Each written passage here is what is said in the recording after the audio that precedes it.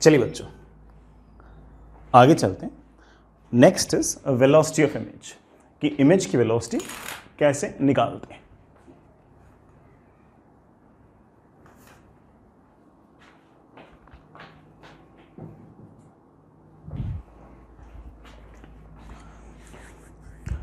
चलिए बच्चों आगे चलते हैं। Next is velocity of image. Velocity of image हम लोगों ने मिरर वाले केस में भी निकाला था और लेंस में भी हम वेलोसिटी ऑफ इमेज निकालेंगे, और मोर और लेस वैसे की वैसी कहानी है। चीज़ें काफ़ी रिपीटेटिव हैं, कोई ऐसी नई बात इनमें नहीं है। तो चलिए सुनिए। Next is velocity of image.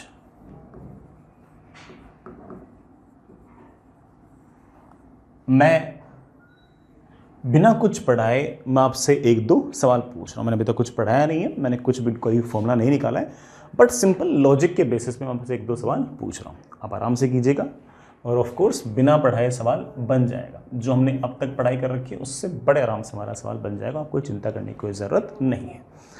आपके पास एक लेंस है इस तरह से, एंड लेट्स से कि ये आपके पास एक डाइवर्जिंग लेंस है।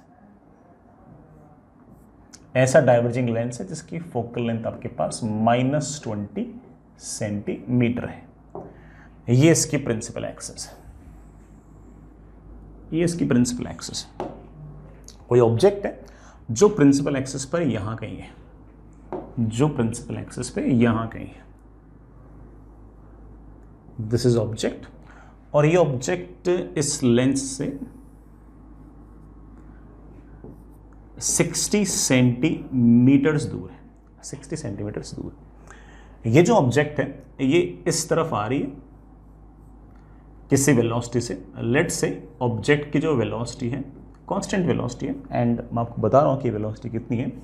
लेट्स से इस ऑब्जेक्ट की जो वेलोसिटी है वो है 2 सेंटीमीटर पर सेकेंड। 2 सेंटीमीटर पर सेकेंड। ये कहानी है t इज इक्वल्स टू 0 की।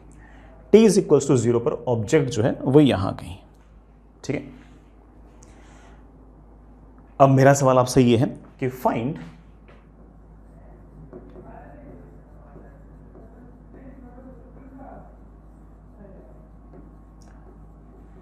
एवरेज वेलोसिटी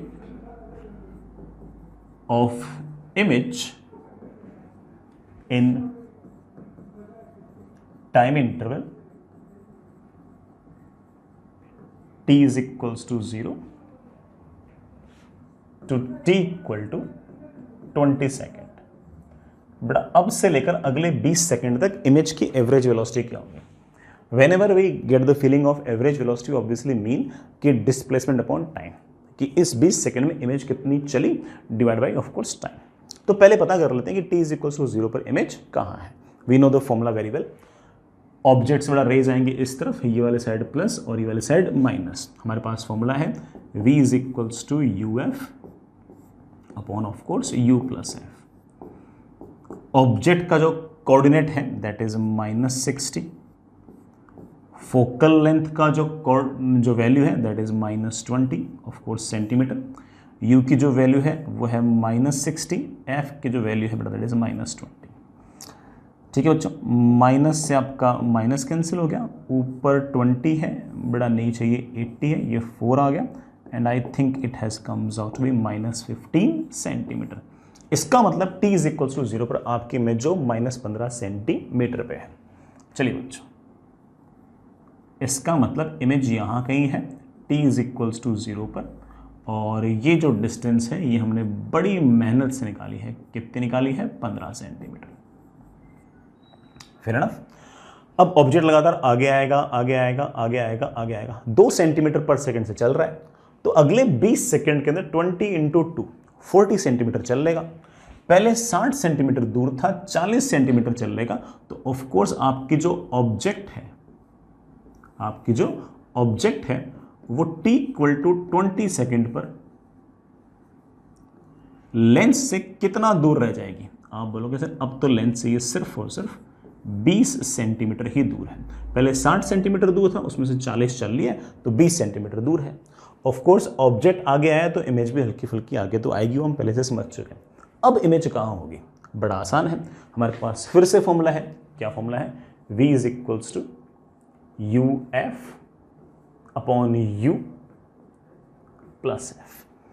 यू की वैल्यू है -60, और सॉरी बेटा, अब u की वैल्यू कितनी है? u की वैल्यू है ऑफ कोर्स -20, f की वैल्यू है -20, u की वैल्यू है -20, f की वैल्यू है -20। माइनस से ये माइनस गया, 20 से ये 42 गया, और मेरे पास v की वैल्यू आ गई -10 centimetre.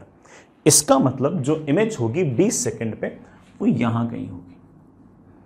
t is equals to 20 seconds पर आपकी जो इमेज होगी वो यहां कहीं होगी -10 पे। This will be your 10 centimetre. अब मुझसे सवाल पूछा गया है कि इन 20 सेकंड के अंदर जब ऑब्जेक्ट यहां से आया उतनी देर के अंदर इमेज की एवरेज वेलोसिटी क्या है? Average velocity has a simple definition. What is the simple displacement, sorry definition? Displacement upon time. Of course time is 20 second. कितना डिस्प्लेसमेंट हुआ है इमेज का? आप बोलोगे सर इमेज आई है यहां से यहां, पहले 15 सेंटीमीटर दूर थी, अब 10 सेंटीमीटर दूर है, इसका मतलब इमेज चल रही है इस तरफ। कितनी चल रही है? 5 सेंटीमीटर। तो that comes out to be 5 centimeter. That comes out to be of course 0.25 है क्या? 0.25 centimeter per second. This is the answer. But this is the answer. ये हमारा बच्चों आंसर। ये सवाल जो मैंने लिया है ये वैल्यूज थोड़ी डिफरेंट हो सकती है, लेकिन ये IIT JEE एडवांस्ड का सवाल है, मैंने वैल्यूज थोड़ी सी डिफरेंट लिए। हो सकता है कि बेटा इस तरह का सवाल कभी मिरर वगैरह में भी आपसे एवरेज वेलोसिटी ऑफ इमेज का पूछ ले। जो एडवांस में सवाल था वो हल्का सा उल्टा था, उसमें इमेज की वेलोसिटी दे रखी थी और ऑब्जेक्ट की पूछी थी। आप अगेन इसी तरीके से बड़े आराम से निकाल सकते हो कि पहले इमेज यहाँ तो ऑब्जेक्ट यहाँ, फिर बाद में इमेज यहाँ तो ऑब्जेक्ट यहाँ। ऑब्जेक्ट कितना चल लिया पता लग गया, टाइम से डिवाइड किया, ऑब्जेक्ट की वेलोसिटी आ गई। तो I hope you get the point कि इस तरह का सवाल आएगा तो वो कैसे उसको निपटाना है। तो ये IIT JEE एडवांस्ड का सवाल है और मेरे ख्याल से मोस्टली बच्चे इसको बड़े आराम से बड़े प्यार से समझ भी गए होंगे। आगे चलते हैं, लेकिन हम इमेज की इंस्टेंटेनियस वेलोसिटी को डिराइव भी करेंगे, जैसे हमने मिरर वाले केस में की थी वैसे डिराइव भी करेंगे। फॉर्मूला भी याद कर लेंगे, मिरर में भी किया था अब भी कर लेंगे। Next is instantaneous velocity of image। इसमें जो पहला केस है आप जानते बेटा 2 केस होंगे, आपको हल्का फुल्का याद आ रहा होगा, हमें थोड़े दिन पहले मिरर वाले केस में पढ़ा था। पहले वाले केस में ऑब्जेक्ट प्रिंसिपल एक्सिस के अलोंग मूव करता है, दूसरे केस में प्रिंसिपल एक्सिस के परपेंडिकुलर मूव करता है। पहला case object is moving along principal axis।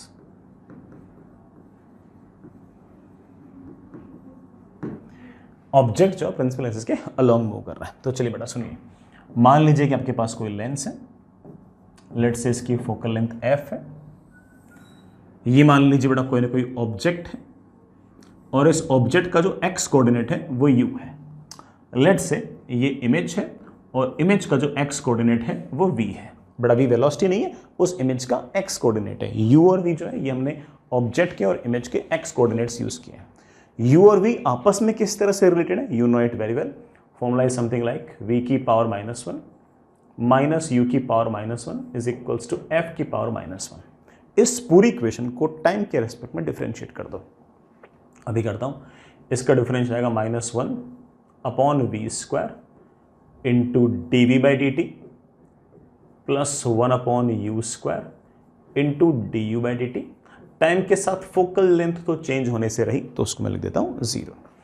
और हमारे पास बड़े आराम से अच्छा सा फॉर्मूला आ गया है कि D V by D T is equals to V square upon you square into D U by D T. अब जरा देखो कि ये dv बाई डी टी क्या है। ये है इमेज के x कोऑर्डिनेट के चेंज होने की रेट, इमेज के x कोऑर्डिनेट के चेंज होने की रेट। तो ये क्या हो गई? Velocity of image, velocity of image of course along x axis. हाँ, ये जो कोऑर्डिनेट है ये विथ रेस्पेक्ट टू लेंस है, क्योंकि लेंस का जो पोल है उसको हम बड़ा ऑफ कोर्स हमारा ओरिजिन मानते हैं। तो अगर कोऑर्डिनेट अगर आपका लेंस के रेस्पेक्ट में है तो ऑफ कोर्स इमेज भी आपकी लेंस के रेस्पेक्ट में है.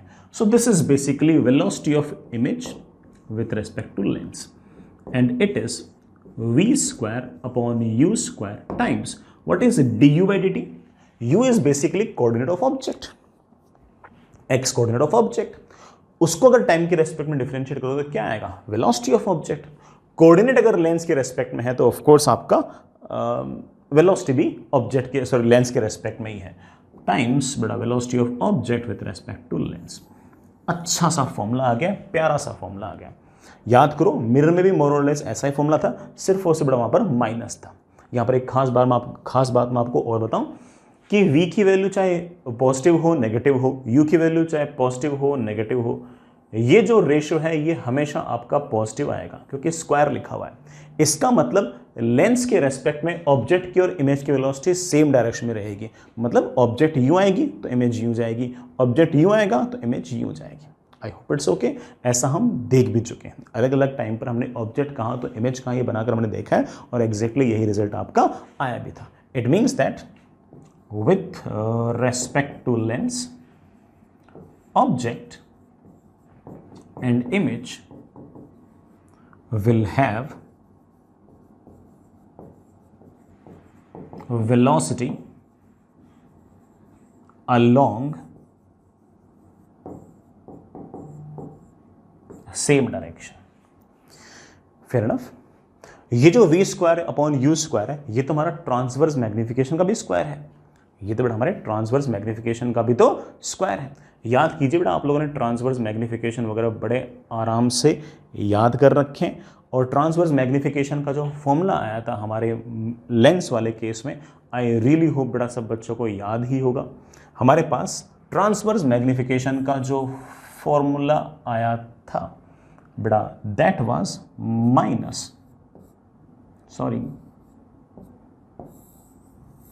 Plus V by U. तो अगर ध्यान से देखो तो ये तो m का स्क्वायर है. आप बड़े आराम से कह सकते हो कि velocity of image with respect to lens is equals to magnification का square times velocity of object with respect to lens. ये आपका बड़ा फॉर्मूला है. अच्छा, मैग्निफिकेशन हम लोगों ने अलग से भी याद कर रखे हैं, अगर आपको नहीं याद है तो मैं याद करा देता हूं. इस v को हम बड़े आराम से लिख सकते हैं F you upon f plus you. बेटा u से u क्या हो गया, कैंसिल. तो आप कह सकते हो कि velocity of image with respect to lens is equals to f upon f plus u का whole square times velocity of object with respect to lens. जो आपको फॉर्मूला पसंद हो वो लगाओ, मेरी तरफ से बड़ा कोई दिक्कत इसमें नहीं है. ये भी लगा सकते हो, ये भी लगा सकते हो, ऑफ कोर्स ये भी लगा सकते हो, जो आपका मन हो वो लगाओ, कोई दिक्कत इसमें नहीं है. Fair enough. मैं इसी फॉर्मूले का हल्का सा बड़ा पोस्टमार्टम अगले पेज पे थोड़ा सा करता हूँ. सुनना, velocity of image with respect to lens is v square upon you square times velocity of object with respect to lens. इसको मैं ऐसे लिख सकते हैं, velocity of image minus velocity of lens is equals to v square upon you square times velocity of object minus velocity of lens. ऐसे अक्सर सवालों के अंदर आपका जो लेंस होगा वो रेस्ट पे होगा. लेंस अगर रेस्ट पे होगा तो of course velocity of lens will be zero. Velocity of lens will be zero. इस केस में हम बड़े आराम से कह सकते हैं कि velocity of image is equals to v square upon you square times velocity of object. आप ये फॉर्मूला डायरेक्ट लगा सकते हो अगर लेंस रेस्ट पे है तो. v square upon you square can always be written as, बेटा मैं आपको सिखा चुका हूं, that is f upon f plus u का square times velocity of object.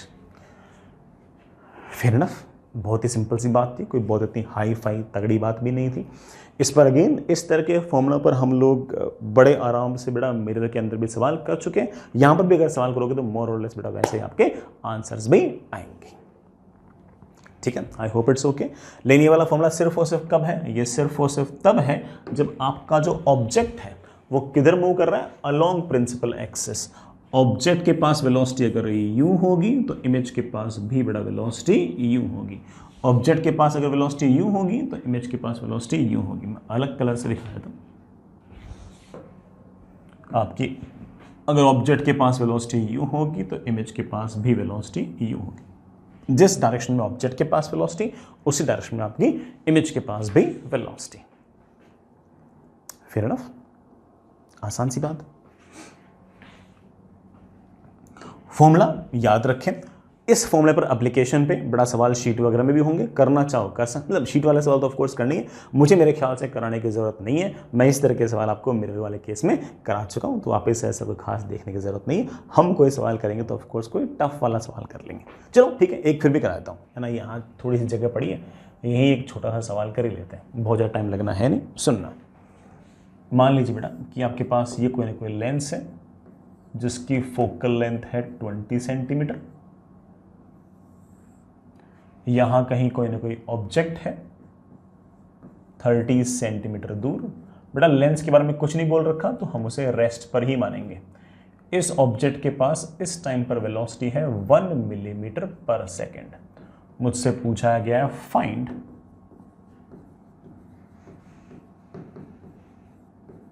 Velocity of image at this instant. इस इंस्टेंट पर इमेज की वेलोसिटी क्या होगी ये बताओ।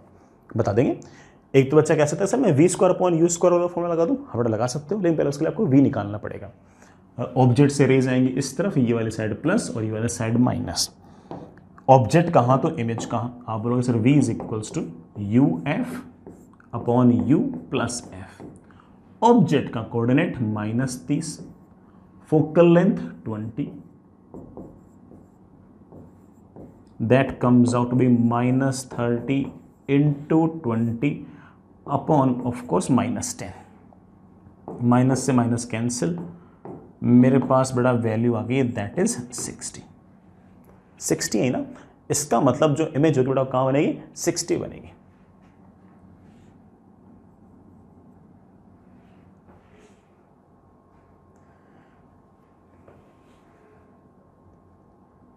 बेटा कहाँ बनेगी, 60 बनेगी। प्लस 60 पे इमेज यहां गई।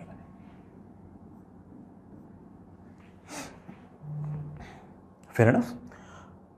अब इमेज के पास वेलोसिटी कितनी होगी। आप बोलोगे सर फॉर्मूला बहुत ही क्लियर सा है, velocity of image is equals to v² upon u², that is 60 का स्क्वायर अपॉन u कहां गया बेटा, u कहां गया, u कहां गया, 30 का स्क्वायर, सॉरी -30 का स्क्वायर। बेटा 30 हो -30 हो कोई फर्क नहीं पड़ता, ये भी सेंटीमीटर का स्क्वायर, ये भी सेंटीमीटर का स्क्वायर, क्या हो गया cancel, times velocity of object. Velocity of object मुझे रखी है 1 मिलीमीटर पर सेकेंड। सॉल्व करते मेरे पास आंसर आ गया है 4 मिलीमीटर पर सेकेंड। हमारे पास इमेज के पास वेलोसिटी आ गई पॉजिटिव में 4 मिलीमीटर पर सेकेंड। इसका मतलब इमेज के पास वेलोसिटी 4 मिलीमीटर पर सेकेंड है इस इंस्टेंट में। इजी। कोई बच्चा कहते कि सर मैं ये v और u इसका क्या काम था, सर मैं सीधा ये वाला फॉर्मूला लगा सकता हूँ। हाँ बेटा बिल्कुल लगा सकते हो, इससे और आसान हो जाएगा। हम कह देंगे कि velocity of image is equals to f, कितनी बड़ा focal length 20 upon f plus u। f तो है 20, u है -30, सम कितना आ गया उसका -10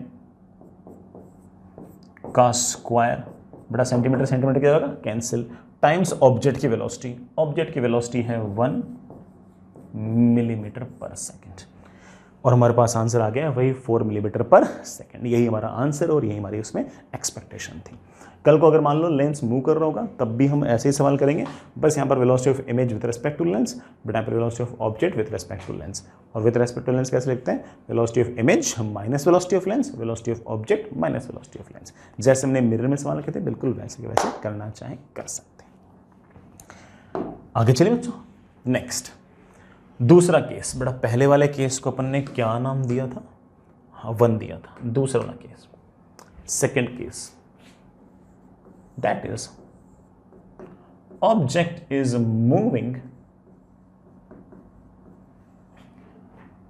perpendicular to principal axis।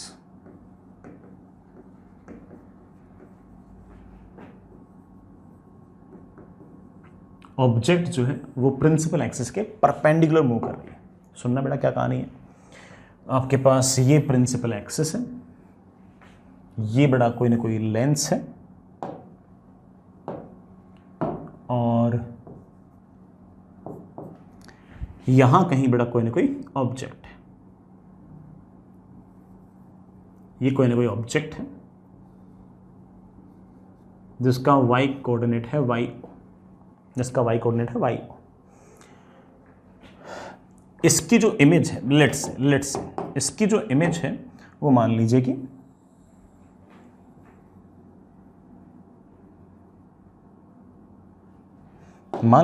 यहां कहीं है, इसकी इमेज यहां कहीं है और उस इमेज का जो y कोऑर्डिनेट है लेट्स से बेटा वो है y i। अब ऑब्जेक्ट जो है वो ऐसे मूव कर रहा है, this is velocity of object. कैसे मूव कर रहा है? ऐसे मूव कर रहा है कि अगर मैं पीछे खींचूं तो ये वाला एंगल कितना होगा 90। मतलब ऑब्जेक्ट के पास जितनी वेलोसिटी है ना वो सारे के सारे प्रिंसिपल एक्सिस के परपेंडिकुलर है, और अगर ये परपेंडिकुलर है तो आपका जो ऑब्जेक्ट का जो एक्स कोऑर्डिनेट है वो चेंज नहीं होगा। ऑब्जेक्ट का अगर एक्स कोऑर्डिनेट चेंज नहीं होगा तो इमेज का एक्स कोऑर्डिनेट भी चेंज नहीं होगा। इसका मतलब इस बार आपका u और v जो है वो तो फिक्स है, वो तो बेटा क्या है? फिक्स। और अगर u और v फिक्स है तो आप जानते हो कि आपका मैग्निफिकेशन जो v बाई यू होता है वो भी तो बेटा क्या हो गया? फिक्स, वो भी तो फिक्स हो गया। चलिए मुद्दे पे आते हैं। ऑब्जेक्ट अगर यूं जाएगा तो ऑफ कोर्स आपकी इमेज यूं जाएगी। ऑब्जेक्ट के पास कोई ना कोई वेलोसिटी होगी तो इमेज के पास भी कोई ना कोई वेलोसिटी होगी। सर इमेज ऐसे क्यों जाएगी? बहुत ही ऑब्वियस बात है, हम जानते हैं कि y coordinate of image is equals to m times y coordinate of object. अब m तो आपका फिक्स है, y कोऑर्डिनेट ऑफ ऑब्जेक्ट अगर बढ़ेगा तो y कोऑर्डिनेट ऑफ इमेज भी तो बढ़ेगा, मतलब ऐसे मैग्नीट्यूड के अंदर बढ़ेगा। ऑब्वियस बात बेटा, ठीक है। हम दोनों साइड्स को अगर डिफरेंशिएट करें तो मेरे पास आएगा dy by D T is equals to m times dyo by D t. Sir m को डिफरेंशिएट क्यों नहीं किया? बेटा बोल दिया मैंने आपको, v फिक्स है, ऑब्जेक्ट के सारी जो वेलोसिटी है वो प्रिंसिपल एक्सिस के परपेंडिकुलर है, तो u तो फिक्स हो गया, ऑब्जेक्ट का एक्स कोऑर्डिनेट तो फिक्स, तो इमेज का एक्स कोऑर्डिनेट भी तो फिक्स। जब आपकी u फिक्स v फिक्स तो आपका m भी फिक्स। और डिफरेंशिएशन में कांस्टेंट मल्टीप्लिकेशन रूल ये कहता है कि कांस्टेंट टर्म को बाहर निकाल लो, इन दोनों को डिफरेंशिएट कर दो। ये क्या लिखा हुआ है? ये लिखा हुआ है इमेज के पास कितनी इमेज के y कोऑर्डिनेट के चेंज होने की रेट। इमेज के y कोऑर्डिनेट के चेंज होने की रेट का मतलब क्या है? इमेज की वेलोसिटी किस तरफ? ऑफ कोर्स y एक्सिस के along. So this is basically velocity of image. m तो ठीक है। What is dyo by dt? Object के y कोऑर्डिनेट के चेंज होने की रेट। ऑब्जेक्ट के y कोऑर्डिनेट के चेंज होने की रेट का मतलब क्या हो गया? This is velocity of object. और हम बड़े आराम से कह सकते हैं कि velocity of image is equals to, magnification निकाल चुके हैं, that is f upon f plus u times velocity of object. तो जब भी आपकी ऑब्जेक्ट प्रिंसिपल एक्सिस के परपेंडिकुलर डायरेक्शन में मूव कर रही हो तो आप बड़े आराम से इस तरह से फॉर्मूला लगा सकते हो। प्रिंसिपल एक्सिस पर मूव कर रही हो तो यहां पर स्क्वायर आ जाएगा, और प्रिंसिपल एक्सिस के परपेंडिकुलर मूव कर रही होगी तो ऐसा आ जाएगा। अच्छा फॉर्मूला है, आसान सा फॉर्मूला है, कोई बहुत बड़ा काम इसमें नहीं है। ऐसे से ही फॉर्मूले आपके मिरर वाले केस में आएंगे, आए थे, इसलिए आपको थोड़ा बहुत रिपीटेटिव भी लग रहा होगा कि सर तो वही कहानी बार बार गाते रहते हैं। नहीं बेटा क्या करूं, IIT एडवांस्ड में, जेईई मेन में इनके सवाल आते रहते हैं, तो आपको पता तो होना ही चाहिए। मैं फटाफट से एक सवाल करा देता हूं जिससे आपको लगे कि हाँ हमें सारी की सारी चीज़ समझ में आ गई है। हमारे पास बेटा ये प्रिंसिपल एक्सिस, ये कोई ना कोई लेंस,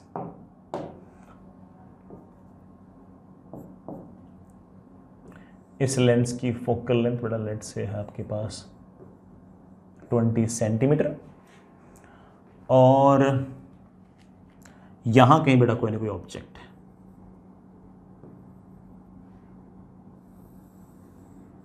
ये जो डिस्टेंस है ये आपके पास है 60 सेंटीमीटर। ये आपके पास ऑब्जेक्ट है और ऑब्जेक्ट के पास वेलोसिटी है ऐसे 1 मिलीमीटर पर सेकेंड।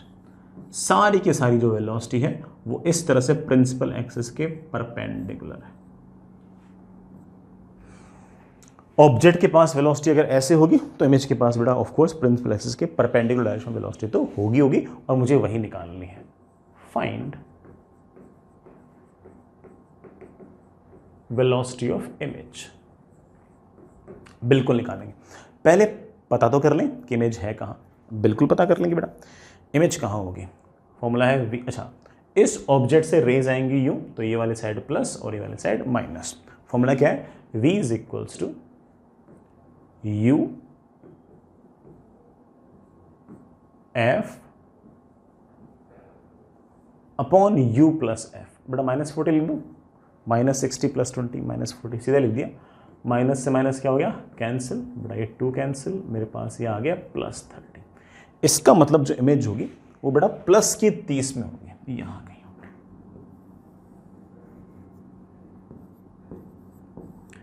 और ऑफ कोर्स ऑब्जेक्ट अगर ऊपर है तो इमेज बेटा नीचे आएगी। कारण आप लोग जानते हो बेटा, कारण बेटा आप लोग जानते ही हो, magnification is v/u, magnification is v/u। v कितना है 30, u कितना है -60, तो मैग्निफिकेशन आ गया -½ माइनस का तो अर्थ ही ये है, माइनस का तो अर्थ ही है कि ऑब्जेक्ट ऊपर है तो इमेज आपकी नीचे।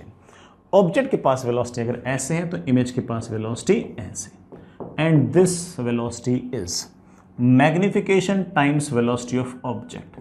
मैग्निफिकेशन की वैल्यू मेरे पास आ गई है -½ times velocity of object. What is the velocity of object? 1 mm/s. Solve करते it comes out with -0.5 mm/s। Minus का तो सिर्फ और सिर्फ ये अर्थ है कि वेलोसिटी प्लस y एक्सिस में नहीं है, नेगेटिव y एक्सिस में। तो फॉर्मूला एप्लीकेशन वाला सवाल था, कोई बहुत भारी काम इसमें नहीं था। I hope you get the point. आगे चलते हैं।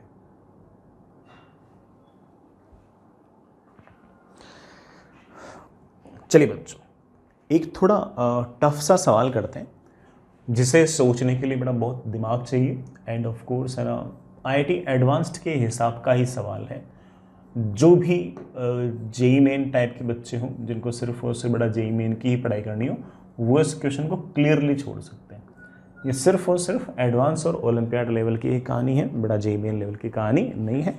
जेई मेन लेवल की कहानी सिर्फ और सिर्फ फॉर्मूला बेस्ड थी, मैं बता चुका हूँ। आगे चलते हैं। नेक्स्ट इज अच्छा क्वेश्चन है, बढ़िया क्वेश्चन है। अगर थोड़ी बहुत भी इस सवाल के अंदर मक्कारी की तो आंसर आ जाएगा गलत, है कि नहीं बेटा।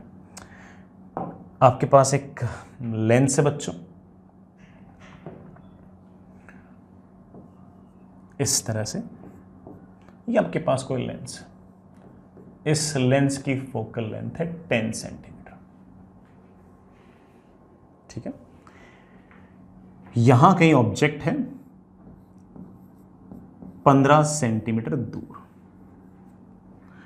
15 सेंटीमीटर दूर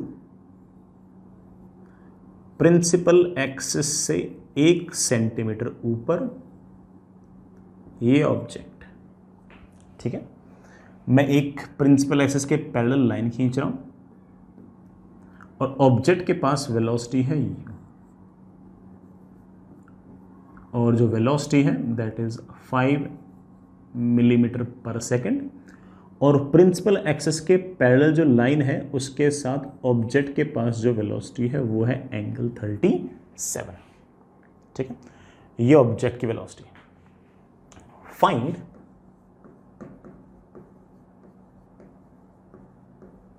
वेलोसिटी ऑफ इमेज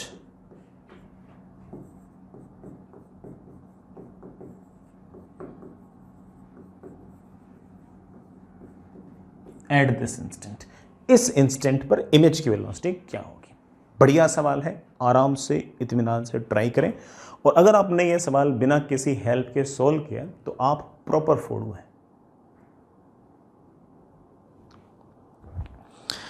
चलिए बच्चों, मैं करता हूं इस सवाल को। सबसे पहले ना आराम आराम से बेसिक सोचते हैं। पहले ये देखते हैं कि इसकी इमेज कहाँ बनेगी, ठीक है। फिर बाकी बातें धीरे धीरे सोचते रहते हैं।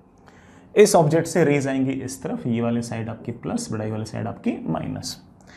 इसकी इमेज कहाँ बनेगी। चलो बेटा, v is equals to u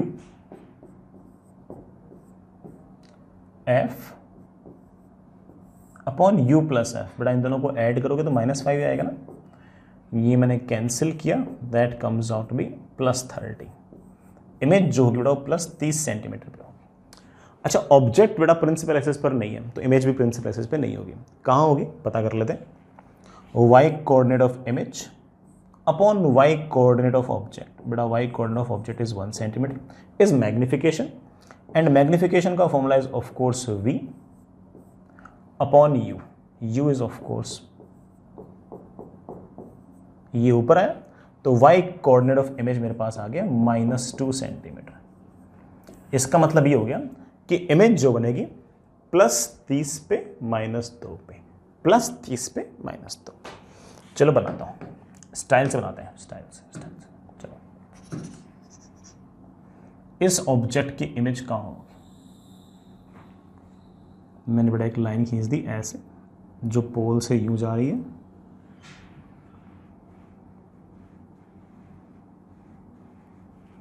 ले बेटा इमेज यहां कहीं होगी, इमेज यहां कहीं होगी, और वो हाइट अगर 1 सेंटीमीटर है तो ये हाइट आपके पास 2 सेंटीमीटर, ये डिस्टेंस 15, तो ऑफ कोर्स बेटा ये डिस्टेंस 30। आप लोग तो बेटा याद भी रखते हो कि जितना दूर उतना बड़ा, यहां से दुगनी डिस्टेंस पे है तो हाइट भी आपकी दुगनी आएगी। ठीक, मैं आपको सिखा चुका हूं कि ये वाला ट्रायंगल और ये वाला ट्रायंगल आपका सिमिलर है, वगैरह वगैरह। अब ऑब्जेक्ट के पास वेलोसिटी ध्यान से देखो, एक्स एक्सिस के अलोंग यू है, कितनी है जरा चेक करना।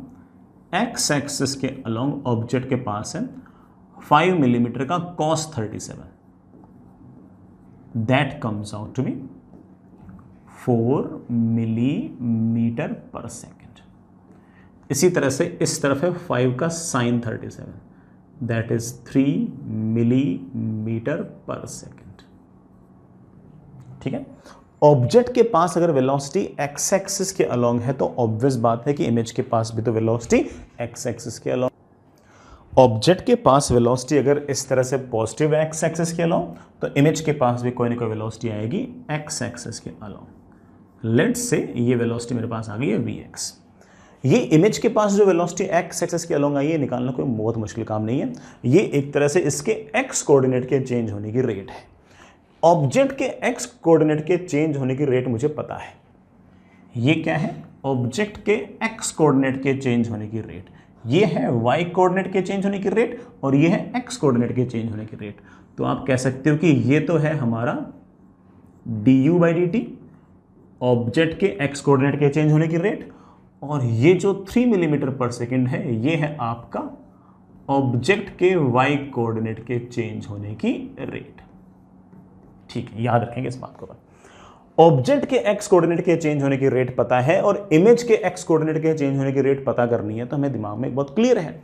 हम जानते हैं कि इमेज के एक्स कोऑर्डिनेट के चेंज होने की rate is of course v² upon u² times object के एक्स कोऑर्डिनेट के चेंज होने की रेट। तो मेरे ख्याल से प्रिंसिपल एक्सिस के अलोंग वाला फॉर्मूला तो बिल्कुल वैसे का वैसे ही लग जाएगा, वैसे का वैसा लग जाएगा, और हम बड़े आराम से कह सकते हैं कि एक्स एक्सिस के अलोंग इमेज के पास जो वेलोसिटी है वो आ गई है v² अपॉन u²। बड़ा v कितना है? 30 का स्क्वायर अपॉन u², u कितना है? -15 का स्क्वायर टाइम्स ऑब्जेक्ट के एक्स कोऑर्डिनेट के चेंज होने की rate, that is 4 millimetre per second. ये सेंटीमीटर सेंटीमीटर कैंसिल हो गया, सोल्व किया तो मेरे ख्याल से 16 आ गया शायद, है ना? That is 16 millimetre per second. ये लो बेटा, ये वेलोसिटी आ गई है एक्स एक्सिस के अलोंग। लेकिन ये ऑब्जेक्ट अगर ऊपर जाएगी तो ऑफ कोर्स मेरे बच्चे बोलेंगे सर इमेज भी तो यूं जानी चाहिए, क्योंकि ऑब्जेक्ट प्रिंसिपल एक्सिस से अगर दूर जाएगी तो ये भी प्रिंसिपल एक्सिस से दूर जाना चाहिए। तो इसके पास वाई एक्सिस के अलोंग भी कोई ना कोई वेलोसिटी होगी। ये भी काश में निकाल पाता। बच्चे तैयार बैठे हैं निकालने के लिए। बच्चे बोलेंगे सर आपने सिखा रखा है कि वाई एक्सिस के अलोंग इमेज की जो वेलोसिटी है that is magnification times object की जो वेलोसिटी है वाई एक्सिस के अलोंग। सर लगा दो फॉर्मूला आंसर आ जाएगा? बिल्कुल नहीं। याद करो वाई एक्सिस के अलोंग ये जो फॉर्मूला था ये हमने जब डिराइव किया था तो उस केस के अंदर हमारी जो ऑब्जेक्ट थी वो सिर्फ प्रिंसिपल एक्सिस के परपेंडिकुलर मूव कर रही थी, और उस कारण से हमने ये कहा था कि आपका यू फिक्स है, उस कारण हमने ये कहा था कि आपका वी फिक्स है, और यू फिक्स है और वी फिक्स है तो आपका एम फिक्स है, और सिर्फ वाई कोऑर्डिनेट्स को डिफरेंशिएट करके वेलोसिटीज आ गई थी और ये वाला फॉर्मूला हम लोगों ने निकाल लिया था। ये वाला फॉर्मूला वैलिड ही नहीं है। ये वाला फॉर्मूला सिर्फ तब वैलिड था जब आपकी ऑब्जेक्ट के पास वेलोसिटी सिर्फ और सिर्फ प्रिंसिपल एक्सिस के परपेंडिकुलर हो। इस बार तो बेटा जी आपके पास वेलोसिटी ऐसे है तो आपका u चेंज होगा, v चेंज होगा। इस बार अगर आपका u और v चेंज होंगे तो आपका ऑफ कोर्स मैग्निफिकेशन भी चेंज होगा, और अगर मैग्निफिकेशन चेंज होगा तो आप सीधा का सीधा बिल्कुल वैसे डिफरेंशिएट नहीं कर सकते जैसा आपने डेरिवेशन में किया था। और यही तो इस सवाल की ब्यूटी है। तो सर कैसे करूं? वैसे करो जैसे डेरिवेशन की थी। डेरिवेशन कैसे की थी सर? हम तो भूल गए, मैं याद दिलाता हूं। y coordinate of image is equals to m times y coordinate of object. तब तो हमने डेरिवेशन करते वक्त इस मैग्निफिकेशन को बाहर निकाल लिया था डिफरेंशिएशन से, इस बार नहीं निकालेंगे। हम लिखेंगे कि y coordinate of image is equals to f upon f plus u times y coordinate of object. अब डिफरेंशिएट करो, मैं करता हूं। y कोऑर्डिनेट ऑफ इमेज के चेंज होने की rate will be, f constant है, डिफरेंशिएशन करना है टाइम के रेस्पेक्ट में। किसका? yo upon f plus u का। कर दो डिफरेंशिएट, आ जाएगा आंसर, पक्का आ जाएगा। फिर बस आखिर में वैल्यूज रखने वाला काम बचेगा और मेरा काम बड़े आराम से बन जाएगा। तो चलिए, ये क्या है? ये तो एक तरह से मेरे पास वेलोसिटी ऑफ इमेज ही है, ऑफ कोर्स वाई एक्सिस के अलावा। f, अच्छी बात है। एक फंक्शन अपॉन अनदर फंक्शन कैसे डिफरेंशिएट करते हैं? सबसे पहले लाइन खींचो, जो भी डिनोमिनेटर है उसका स्क्वायर, तो f प्लस यू का तो होल स्क्वायर। अब f प्लस यू को तो लिख दो वैसा का वैसा, मल्टीप्लाइड विथ ऊपर वाले का differentiation, that is dyo by dt minus, अब उल्टा करो, y कोऑर्डिनेट ऑफ ऑब्जेक्ट वैसा का वैसा, और नीचे वाले का डिफरेंशिएशन f प्लस यू का डिफरेंशिएशन, f का डिफरेंशिएशन तो जीरो, u का डिफरेंशिएशन टाइम के रेस्पेक्ट में आएगा du by dt। Take your time, वापस से सुनना हो इस बात को, वापस सुन लेना, मैंने कर दिया है। आपको सिर्फ और सिर्फ वैल्यूज पटकनी है, आपका सारा का सारा काम बड़े आराम से बन जाएगा। वैल्यूज रखते वक्त ध्यान रखें कि यूनिट हमें ढंग से लगानी है, अदरवाइज अगेन हमारा आंसर आ जाएगा गलत। फोकल लेंथ कितनी थी बेटा? 10 थी क्या? तो 10 सेंटीमीटर। नीचे f प्लस यू, f तो है 10 सेंटीमीटर, u है -15 सेंटीमीटर, दोनों को ऐड किया तो -5 सेंटीमीटर, -5 सेंटीमीटर का स्क्वायर किया तो 25 सेंटीमीटर का square. f plus you, f है 10, u है -15, दोनों का सम आ गया -5 centimetre, multiply with dyo by dt, object के y कोऑर्डिनेट के चेंज होने की रेट। ऑब्जेक्ट के y कोऑर्डिनेट के चेंज होने की रेट है 3 मिलीमीटर पर सेकंड, याद रखना बेटा, 3 मिलीमीटर पर सेकंड। आगे चलो, minus y coordinate of object, y coordinate of object है मेरे पास 1 centimetre, into du by dt। du by dt क्या है? du बाई dt है ऑब्जेक्ट के x कोऑर्डिनेट के चेंज होने की rate, that is 4 millimetre per second.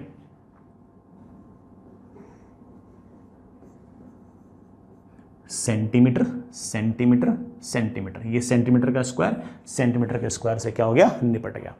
और हमारे पास आंसर आ गया -10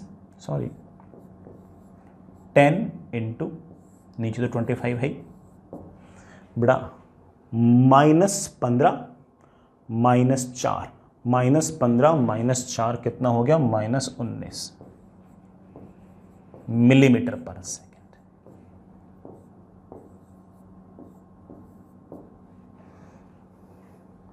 दैट इज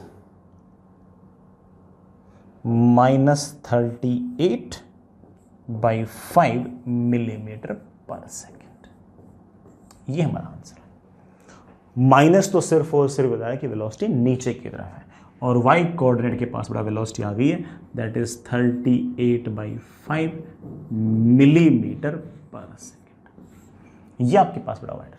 सर मुझे तो नेट वेलोसिटी चाहिए, बट अगर नेट वेलोसिटी चाहिए, नेट वेलोसिटी इमेज के पास ऑफ कोर्स आएगी ऐसे, and it will be root of इसका स्क्वायर प्लस इसका square. Net velocity of image will be root of 16 का स्क्वायर प्लस 38/5 का square, of course millimetre per second. ये बड़ा आपका आंसर। मैं मानता हूं कि सवाल थोड़ा सा टफर साइड का था, बट आई होप आप सारे के सारे कैलकुलेशन समझ गए हो। ठीक, आगे चलते। चलिए बच्चों आगे चलते हैं। ये वेलोसिटी वाली बात आई रियली होप कि आपको सारी की सारी समझ में आई गई होगी। हाँ, छोटा सा काम और करते हैं। नेक्स्ट इज, मैं इसे एज ए सवाल ही पूछ रहा हूँ। ठीक है, मैं इसे बच्चों एज ए सवाल ही पूछ रहा हूँ।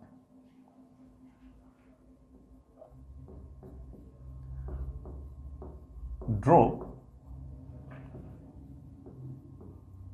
Graph between 1/u and 1/v। बेटा u और v के बीच में ग्राफ मुश्किल होगा, 1/u और 1/v के बीच में ग्राफ मुश्किल नहीं होगा। फॉर, पहला है कन्वर्जिंग लेंस। बेटा कन्वर्जिंग लेंस वो जिसकी फोकल लेंथ पॉजिटिव, दूसरा है डाइवर्जिंग लेंस जिसकी focal length negative.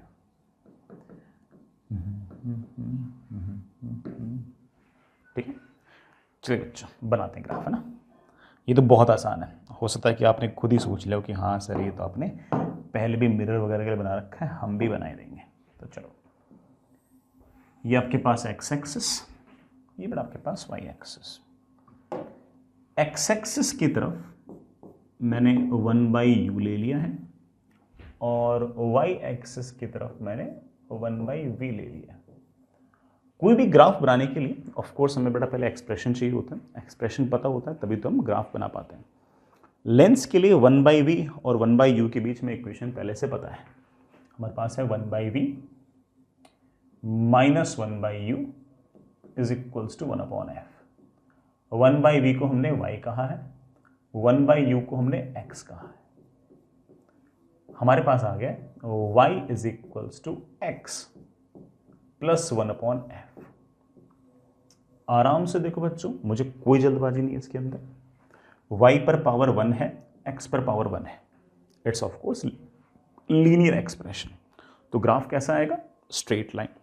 y is equals to x plus 1/f। इससे आपको ये भी आइडिया लग गया कि इस स्ट्रेट लाइन का जो स्लोप है भाई x के साथ एक तरह से 1 लिखा हुआ है, तो इसका मतलब ये बात तो पक्की हो गई कि स्लोप जो है वो तो 1 है और 1/f जो है ये हमारा y इंटरसेप्ट है। क्या है बेटा? y intercept. अब हम जानते हैं कि हमारा जो कन्वर्जिंग वाला मामला था, हमारा जो कन्वर्जिंग लेंस वाला मामला था, उसके अंदर हमारी फोकल लेंथ तो पॉजिटिव थी। फोकल लेंथ पॉजिटिव तो 1/f भी पॉजिटिव। 1/f अगर पॉजिटिव है तो ऑब्वियस बात है कि आपका y इंटरसेप्ट क्या आना चाहिए? पॉजिटिव। तो ग्राफ मैं बना देता हूं। Graph will be like this. Converging lens के लिए बड़ा graph will be like this. ये आपका graph, this is for converging. Straight line में दो चीजें इंपॉर्टेंट हैं, एक तो ये आपका स्लोप, बड़ा स्लोप है 1, तो this angle should be equal to 45 because tan 45 is equals to 1। Sir ये वाली स्ट्रेट लाइन यहीं से क्यों गई, ओरिजिन से क्यों नहीं गई, नीचे से क्यों नहीं गई? क्योंकि कन्वर्जिंग की फोकल लेंथ होती है पॉजिटिव, तो 1/f भी आएगा पॉजिटिव, ये इसका 1/f है। हम जानते हैं कि f की वैल्यू पॉजिटिव है तो ऑफकोर्स आपका y इंटरसेप्ट भी तो पॉजिटिव है।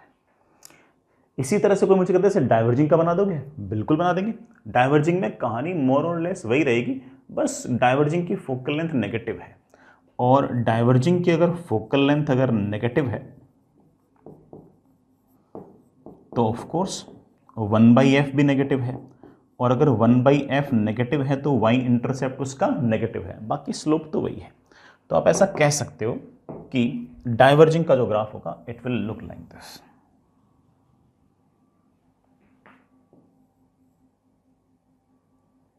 It will look like this. इसका स्लोप भी 1 है तो ऑफ कोर्स बेटा ये वाला एंगल भी आपका 45 और ये आपका फिर से 1/f आएगा। हाँ, अब जो f है वो पॉजिटिव नहीं है, वो आपका नेगेटिव है। मैं मानता हूं कि ग्राफ कोई ऐसा बहुत ही फैसिनेटिंग ग्राफ तो नहीं था, बट इस ग्राफ से मुझे दो इन्फॉर्मेशंस का आइडिया लग रहा है, वो इन्फॉर्मेशंस मेरे लिए बहुत ही इंपॉर्टेंट है। आराम से सुनना, कोई जल्दबाजी नहीं है। देखो ये जो अपना अच्छा ये वाला ग्राफ कन्वर्जिंग के लिए, तो बड़ा ये किसके लिए, डाइवर्जिंग के लिए।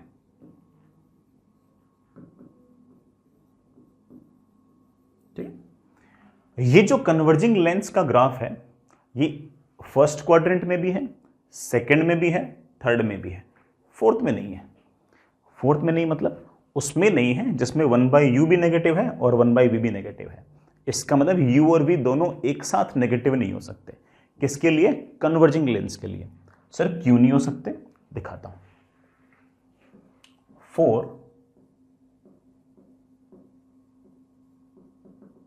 Converging lens u and v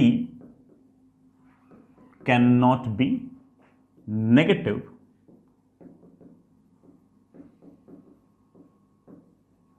simultaneously. u और v एक साथ नेगेटिव नहीं हो सकते। ऐसा मैं नहीं बोल रहा हूं, ग्राफ बोल रहा है हमारा। सर क्यों नहीं हो सकते, देखते हैं बेटा क्यों नहीं हो सकते, चेक करते हैं। ये मान लीजिए कि आपके पास कोई ना कोई लेंस कन्वर्जिंग है, इसकी फोकल लेंथ आपके पास है पॉजिटिव, रेज मान लीजिए यूं आ रही है, तो ये वाली साइड आपके पास प्लस, बेटा ये वाली साइड आपकी माइनस। एक बार मैं u को नेगेटिव रख के देखता हूं, तो मैंने कोई ऑब्जेक्ट रख दी यहां पर, सॉरी बेटा मैंने उल्टा बोल दिया।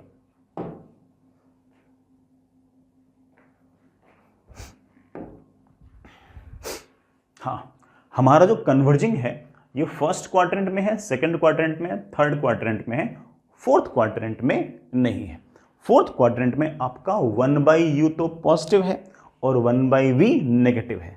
तो हम ऐसा कह सकते हैं, क्या कह सकते हैं कि हम क्या कह सकते हैं कि आपका u पॉजिटिव होगा तो v कभी भी नेगेटिव नहीं होगा। तो मुझे अपना स्टेटमेंट थोड़ा सा चेंज करना पड़ेगा। फॉर कन्वर्जिंग लेंस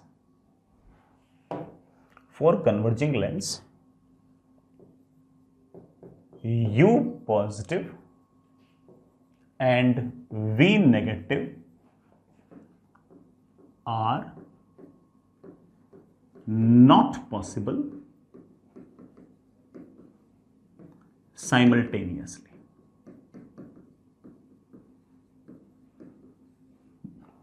ठीक है, मैं फिर से इस बात को रिपीट कर देता हूं, मैंने उस टाइम मिस स्पेल कर दिया था, वापस से बोल दो बेटा। कन्वर्जिंग लेंस फर्स्ट क्वाड्रेंट में है, सेकंड में है, थर्ड में है। यहां पर आपका कन्वर्जिंग लेंस का ग्राफ ही नहीं है। कहां नहीं है, जहां पर 1/u पॉजिटिव है और 1/v नेगेटिव है। 1/u पॉजिटिव मतलब u पॉजिटिव, 1/v नेगेटिव मतलब v नेगेटिव। मतलब u पॉजिटिव होगा तो v नेगेटिव नहीं होगा, u पॉजिटिव होगा तो कभी भी v नेगेटिव नहीं होगा। सर क्यों नहीं होगा, चेक करते हैं। u पॉजिटिव कैसे हो सकता है, ऑब्जेक्ट का कोऑर्डिनेट पॉजिटिव कैसे हो सकता है। मेरे बच्चे तो जानते हैं कि u पॉजिटिव कैसे हो सकता है, ऑब्जेक्ट जो है वो पॉजिटिव साइड में कैसे पड़ी हो सकती है। मेरे बच्चे जानते हैं इस बात को कि जरूर रेज आ रही होंगी ऐसे, जरूर रेज आ रही होंगी ऐसे। इन रेज को अगर मैं ऐसे सामने की तरफ खींचूंगा तो ऐसे किसी पॉइंट से आती हुई दिखाई देंगी। Intersection point of incident rays is known as your object. लो सर u तो पॉजिटिव हो सकता है, v की क्या बात करें अभी देखते हैं। पहले से ही रेज कन्वर्जिंग है और कन्वर्जिंग लेंस पर और गिर गई है, तो ये वाला लेंस तो इन रेज को और बढ़िया तरीके से और फास्टली और रैपिडली कन्वर्ज कर देगा ऐसे। ओ ये क्या कर दिया मैंने,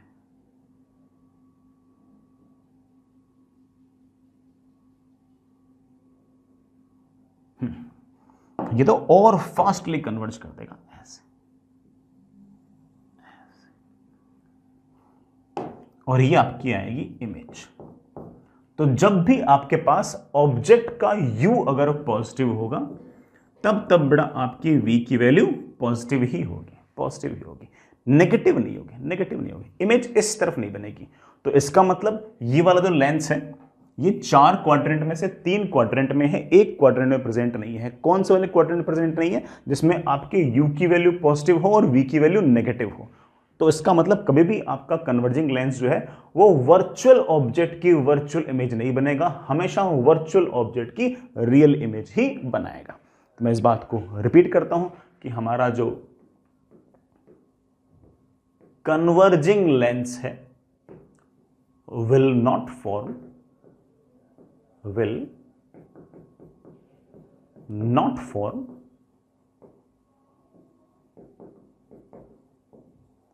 virtual image of virtual object।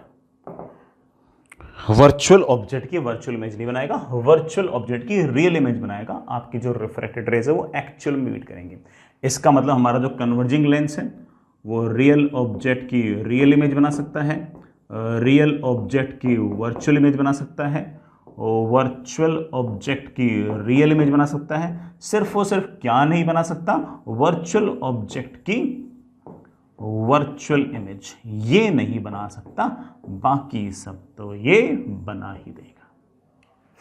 Fair enough. Race पहले से कन्वर्जिंग थी, कन्वर्जिंग लेंस पे और गिर गई, तो बेटा आपका जब भी U पॉजिटिव होगा तो V पॉजिटिव ही होगा, कन्वर्जिंग लेंस के लिए कभी भी नेगेटिव नहीं होगा। ग्राफ भी एग्जैक्टली यही वाली बात कह रहा था।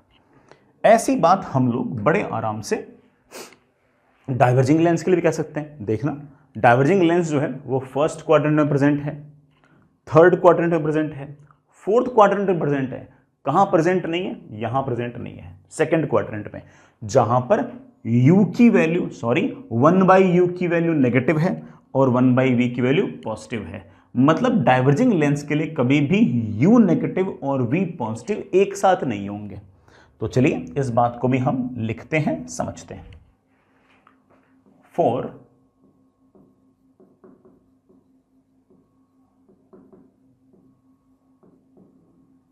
डाइवर्जिंग लेंस क्या पॉसिबल नहीं था बेटा? डाइवर्जिंग लेंस कहां नहीं था? कहां नहीं था?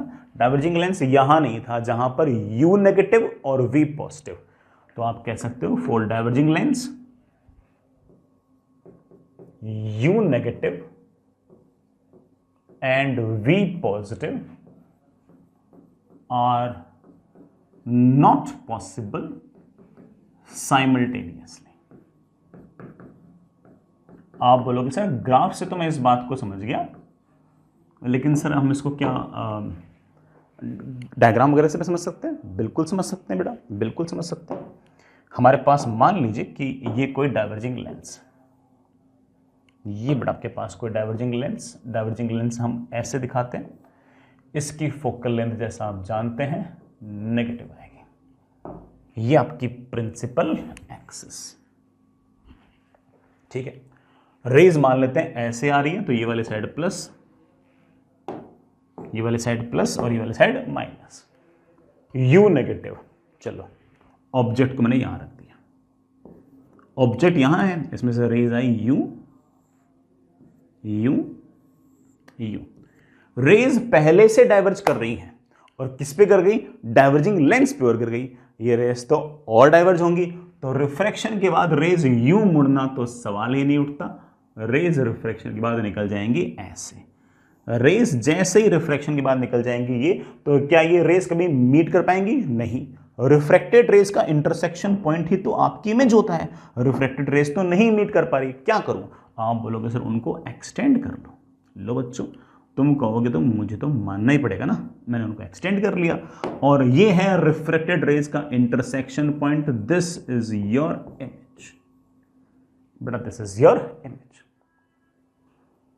तो जब भी आपका U नेगेटिव होगा तब आपका V भी नेगेटिव होगा, V पॉजिटिव नहीं होगा। इसका मतलब आपकी ये जो रियल ऑब्जेक्ट है इसकी सिर्फ और सिर्फ रियल इमेज, ये जो रियल ऑब्जेक्ट है इसकी सिर्फ और सिर्फ वर्चुअल इमेज ही बनेगी, इस तरफ कोई रियल इमेज नहीं बनेगी। तो हमारा जो डाइवर्जिंग लेंस है वो क्या नहीं बनाएगा? रियल ऑब्जेक्ट की रियल इमेज नहीं बनाएगा, बाकी सब बना देगा। तो आप लिखना चाहो लिख सकते हो कि हमारा जो डाइवर्जिंग लेंस है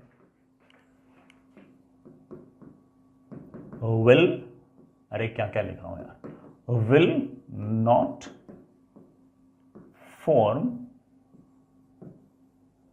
a real image of real object।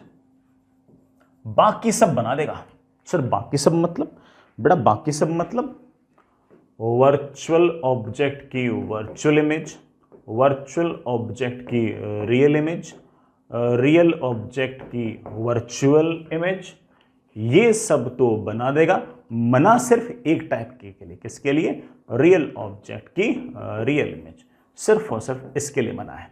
जो हमारा डाइवर्जिंग लेंस था वो वर्चुअल ऑब्जेक्ट की वर्चुअल इमेज, सॉरी जो हमारा कन्वर्जिंग लेंस था वो वर्चुअल ऑब्जेक्ट की वर्चुअल इमेज नहीं बना रहा था, और ये हमारा रियल ऑब्जेक्ट की रियल इमेज नहीं बना रहा। ग्राफ से हमें इस बात का आइडिया लग गया। हम इस बात का आइडिया डायरेक्ट भी लगा सकते थे, ऐसी कोई बहुत बड़ी बात तो नहीं है। ठीक है बच्चों, समझ गए इस बात को? चलो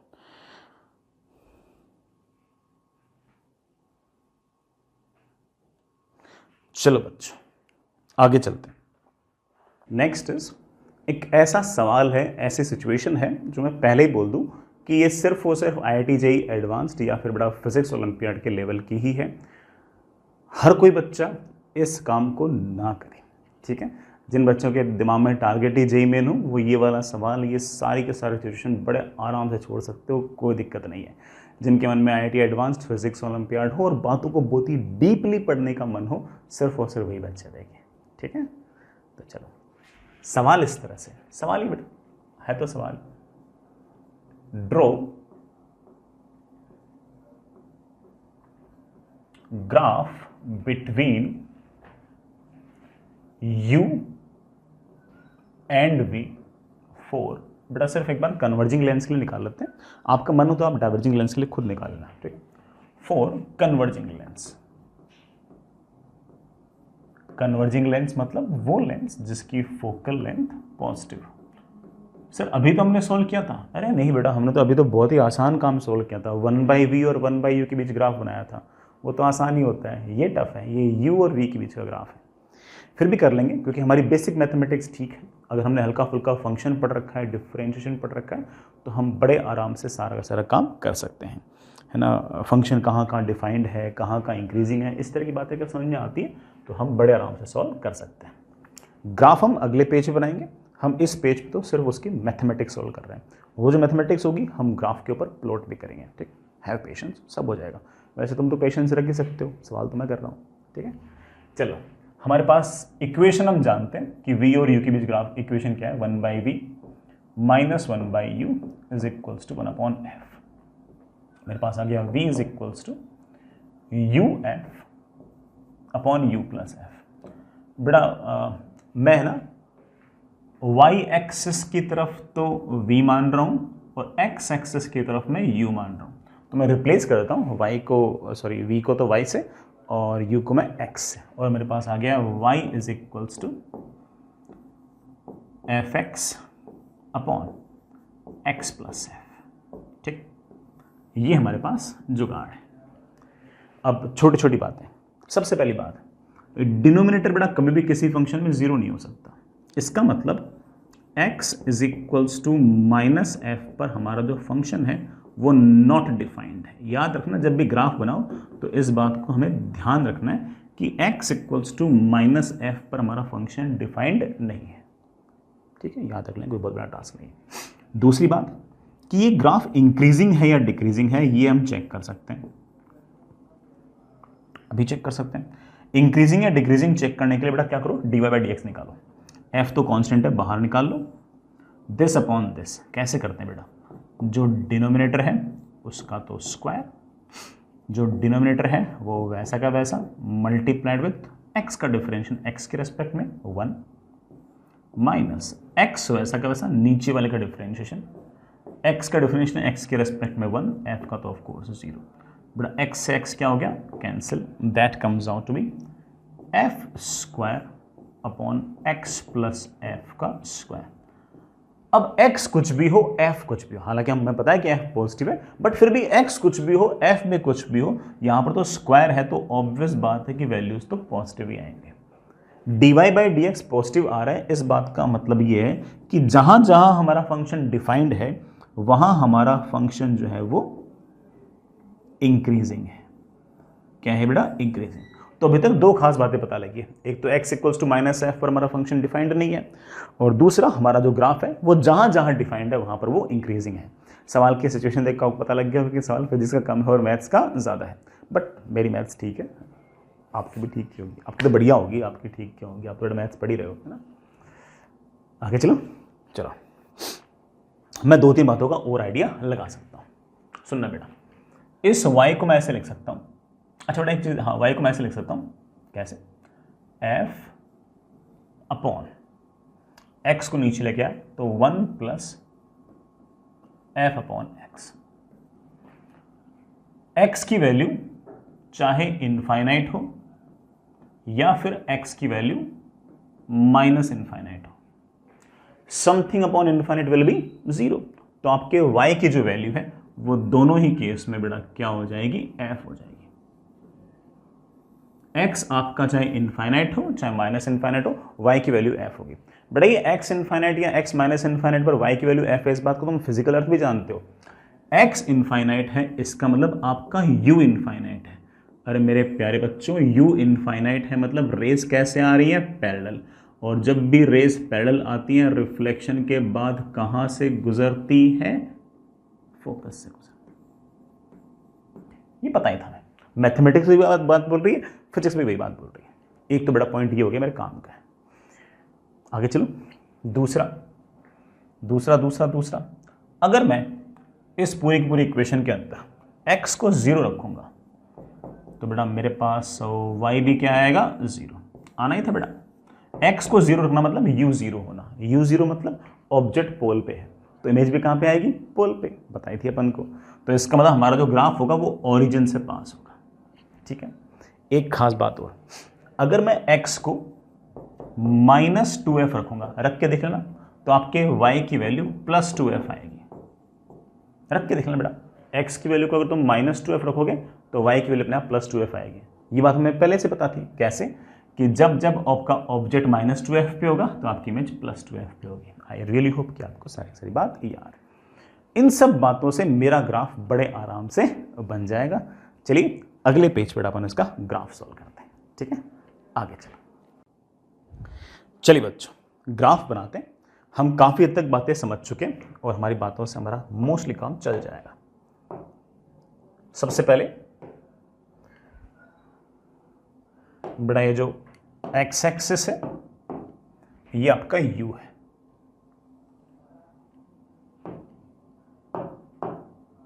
ये बेटा जो x एक्सिस है ये आपका u है, x एक्सिस आपका u है, ठीक है। ये आपकी y एक्सिस है, ये आपका v है। मैं लिख देता हूं, ये x एक्सिस है, ये आपका u है, ये बेटा y एक्सिस है, ये आपका v है, ठीक। हाँ बेटा x इक्वल्स, अब मैं पिछले पेज पे जाऊं तो x इक्वल्स टू -f पर आपका फंक्शन डिफाइंड नहीं था, लेकिन कन्वर्जिंग लेंस के लिए बेटा f की वैल्यू क्या है, positive, x is minus of positive, तो x इक्वल्स टू -f पर हमारा फंक्शन डिफाइंड नहीं है। x इक्वल्स टू -f बेटा यहां कहीं होगा,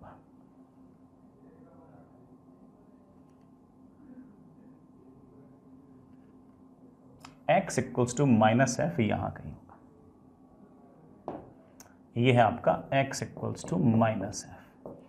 सर -f के लिए इधर क्यों है, क्योंकि बेटा f की वैल्यू आपकी पॉजिटिव है, ठीक है।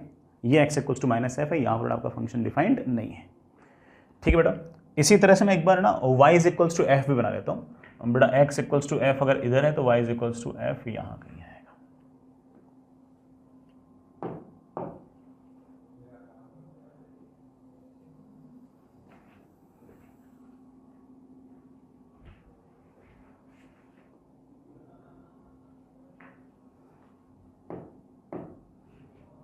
ये हमारा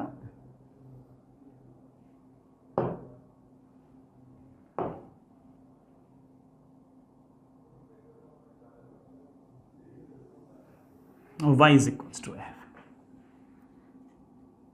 ले बेटा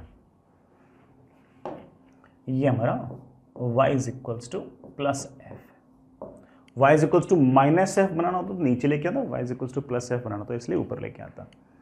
ये वाला जो पॉइंट है बड़ा of course minus F coma plus F, minus F coma plus F, ये वाला पॉइंट।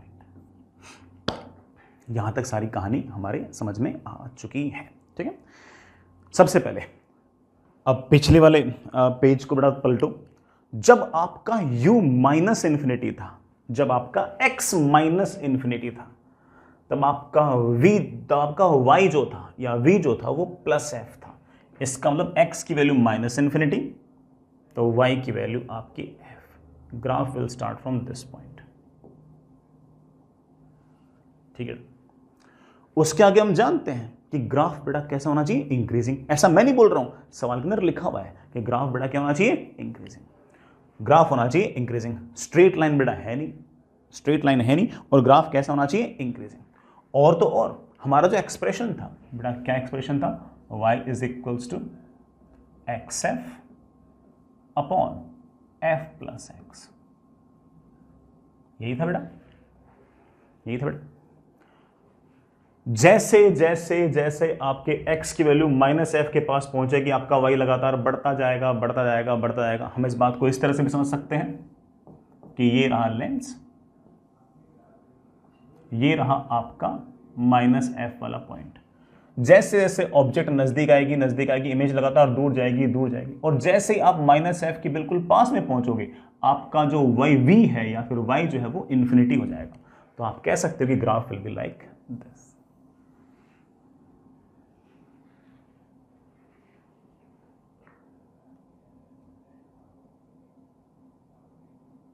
एक मिनट बेटा,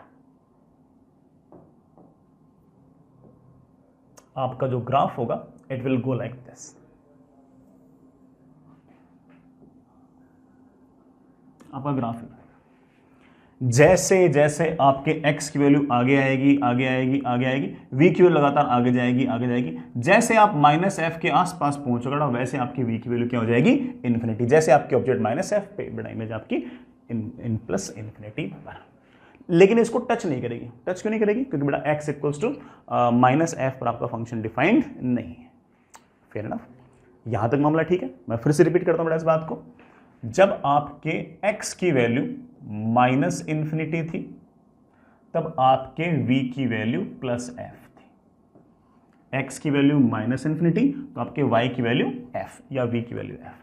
जैसे जैसे बेटा x लगातार बढ़ता गया, बढ़ता गया, बढ़ता गया, तो y भी लगातार बढ़ता गया, बढ़ता गया। जैसे आप इस माइनस एफ के पास पहुंचोगे बेटा, v आपका हो जाएगा इन्फिनिटी। ठीक है, x equals to minus f पर जब ऑब्जेक्ट आएगी, तब बेटा हमारा फंक्शन डिफाइंड नहीं है, ऐसा सवाल में बोल रखा है। लेकिन जैसे ही मैं इस माइनस एफ के इधर आऊंगा, वैसे ही बेटा आपको याद है कि अब जो इमेज होगी वो प्लस इन्फिनिटी पे नहीं, माइनस इन्फिनिटी बन जाएगी। तो जैसे ही आपके x की वैल्यू माइनस एफ से थोड़ी सी ज्यादा होगी, इमेज अब भी इन्फिनिटी पर होगी, लेकिन प्लस इन्फिनिटी पे नहीं, माइनस इन्फिनिटी पे। आपका जो ग्राफ होगा बड़ा वो नीचे से स्टार्ट होगा। आपका जो ग्राफ होगा अब वो नीचे से स्टार्ट होगा, और उसके बाद ग्राफ होना कैसे चाहिए, इंक्रीजिंग होना चाहिए। Graph should be increasing, increasing, increasing, increasing, increasing, increasing, origin से पास होना चाहिए। जैसे जैसे x की वैल्यू f के पास पहुंचेगी, पहुंचेगी, पहुंचेगी, बेटा वैसे वैसे आपके y की वैल्यू, y मतलब v कोऑर्डिनेट की बेटा वैल्यू भी ऐसे पोल के पास ही पहुंच जाएगी। ऑब्जेक्ट चलते चलते पोल पे पहुंच जाएगा, तो इमेज भी इन्फिनिटी चलते चलते पोल पे पहुंच जाएगी। तो x की वैल्यू जैसे 0 पहुंचेगी, तो आपके y की वैल्यू भी माइनस इन्फिनिटी से 0 पहुंच जाएगी। फिर है ना, आगे की बेटा हम कहानी जानते ही हैं। ग्राफ हमारा इंक्रीजिंग ही ऑर्डर में होना चाहिए, और जैसे ही आपके x की वैल्यू प्लस इन्फिनिटी होगी, बेटा हम पिछले वाले पेज बना चुके हैं, जैसे आपके x की वैल्यू प्लस इन्फिनिटी होगी बेटा, वैसे आपके y की वैल्यू वापस से क्या हो जाएगी, प्लस f हो जाएगी। तो graph will look like this, ऐसा एंड ऐसा। दिस एंटायर ग्राफ आप बेटा कभी ना कभी जाकर मैथमेटिक्स के अंदर पढ़ लोगे। It is also known as rectangular hyperbola. इस तरह के बेटा ग्राफ को आप क्या बोलते हो, रेक्टेंगुलर हाइपरबोला बोलते हो। और ये जो दोनों आर्म्स हैं, ये एक तरह से रेक्टेंगुलर हाइपरबोला की आर्म्स हैं।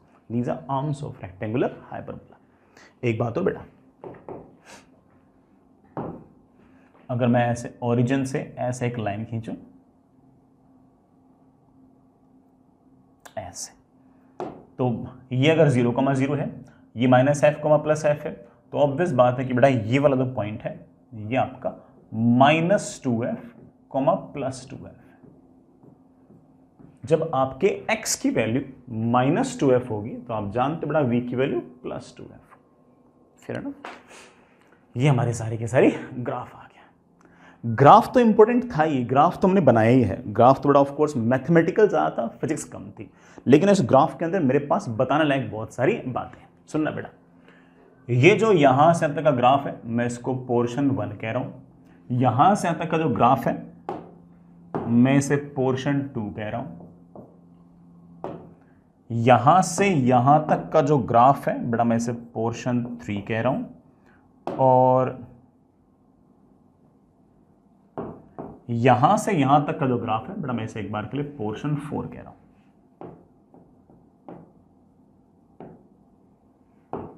इसे मैं बेटा पोर्शन 4 कह रहा हूं। पहले एक बार पोर्शन 1 को देखते हैं। बेटा पोर्शन 1 को अगर देखो तो इसमें आपके u की वैल्यू जो है वो नेगेटिव है और v की वैल्यू पॉजिटिव है। मतलब ऑब्जेक्ट भी रियल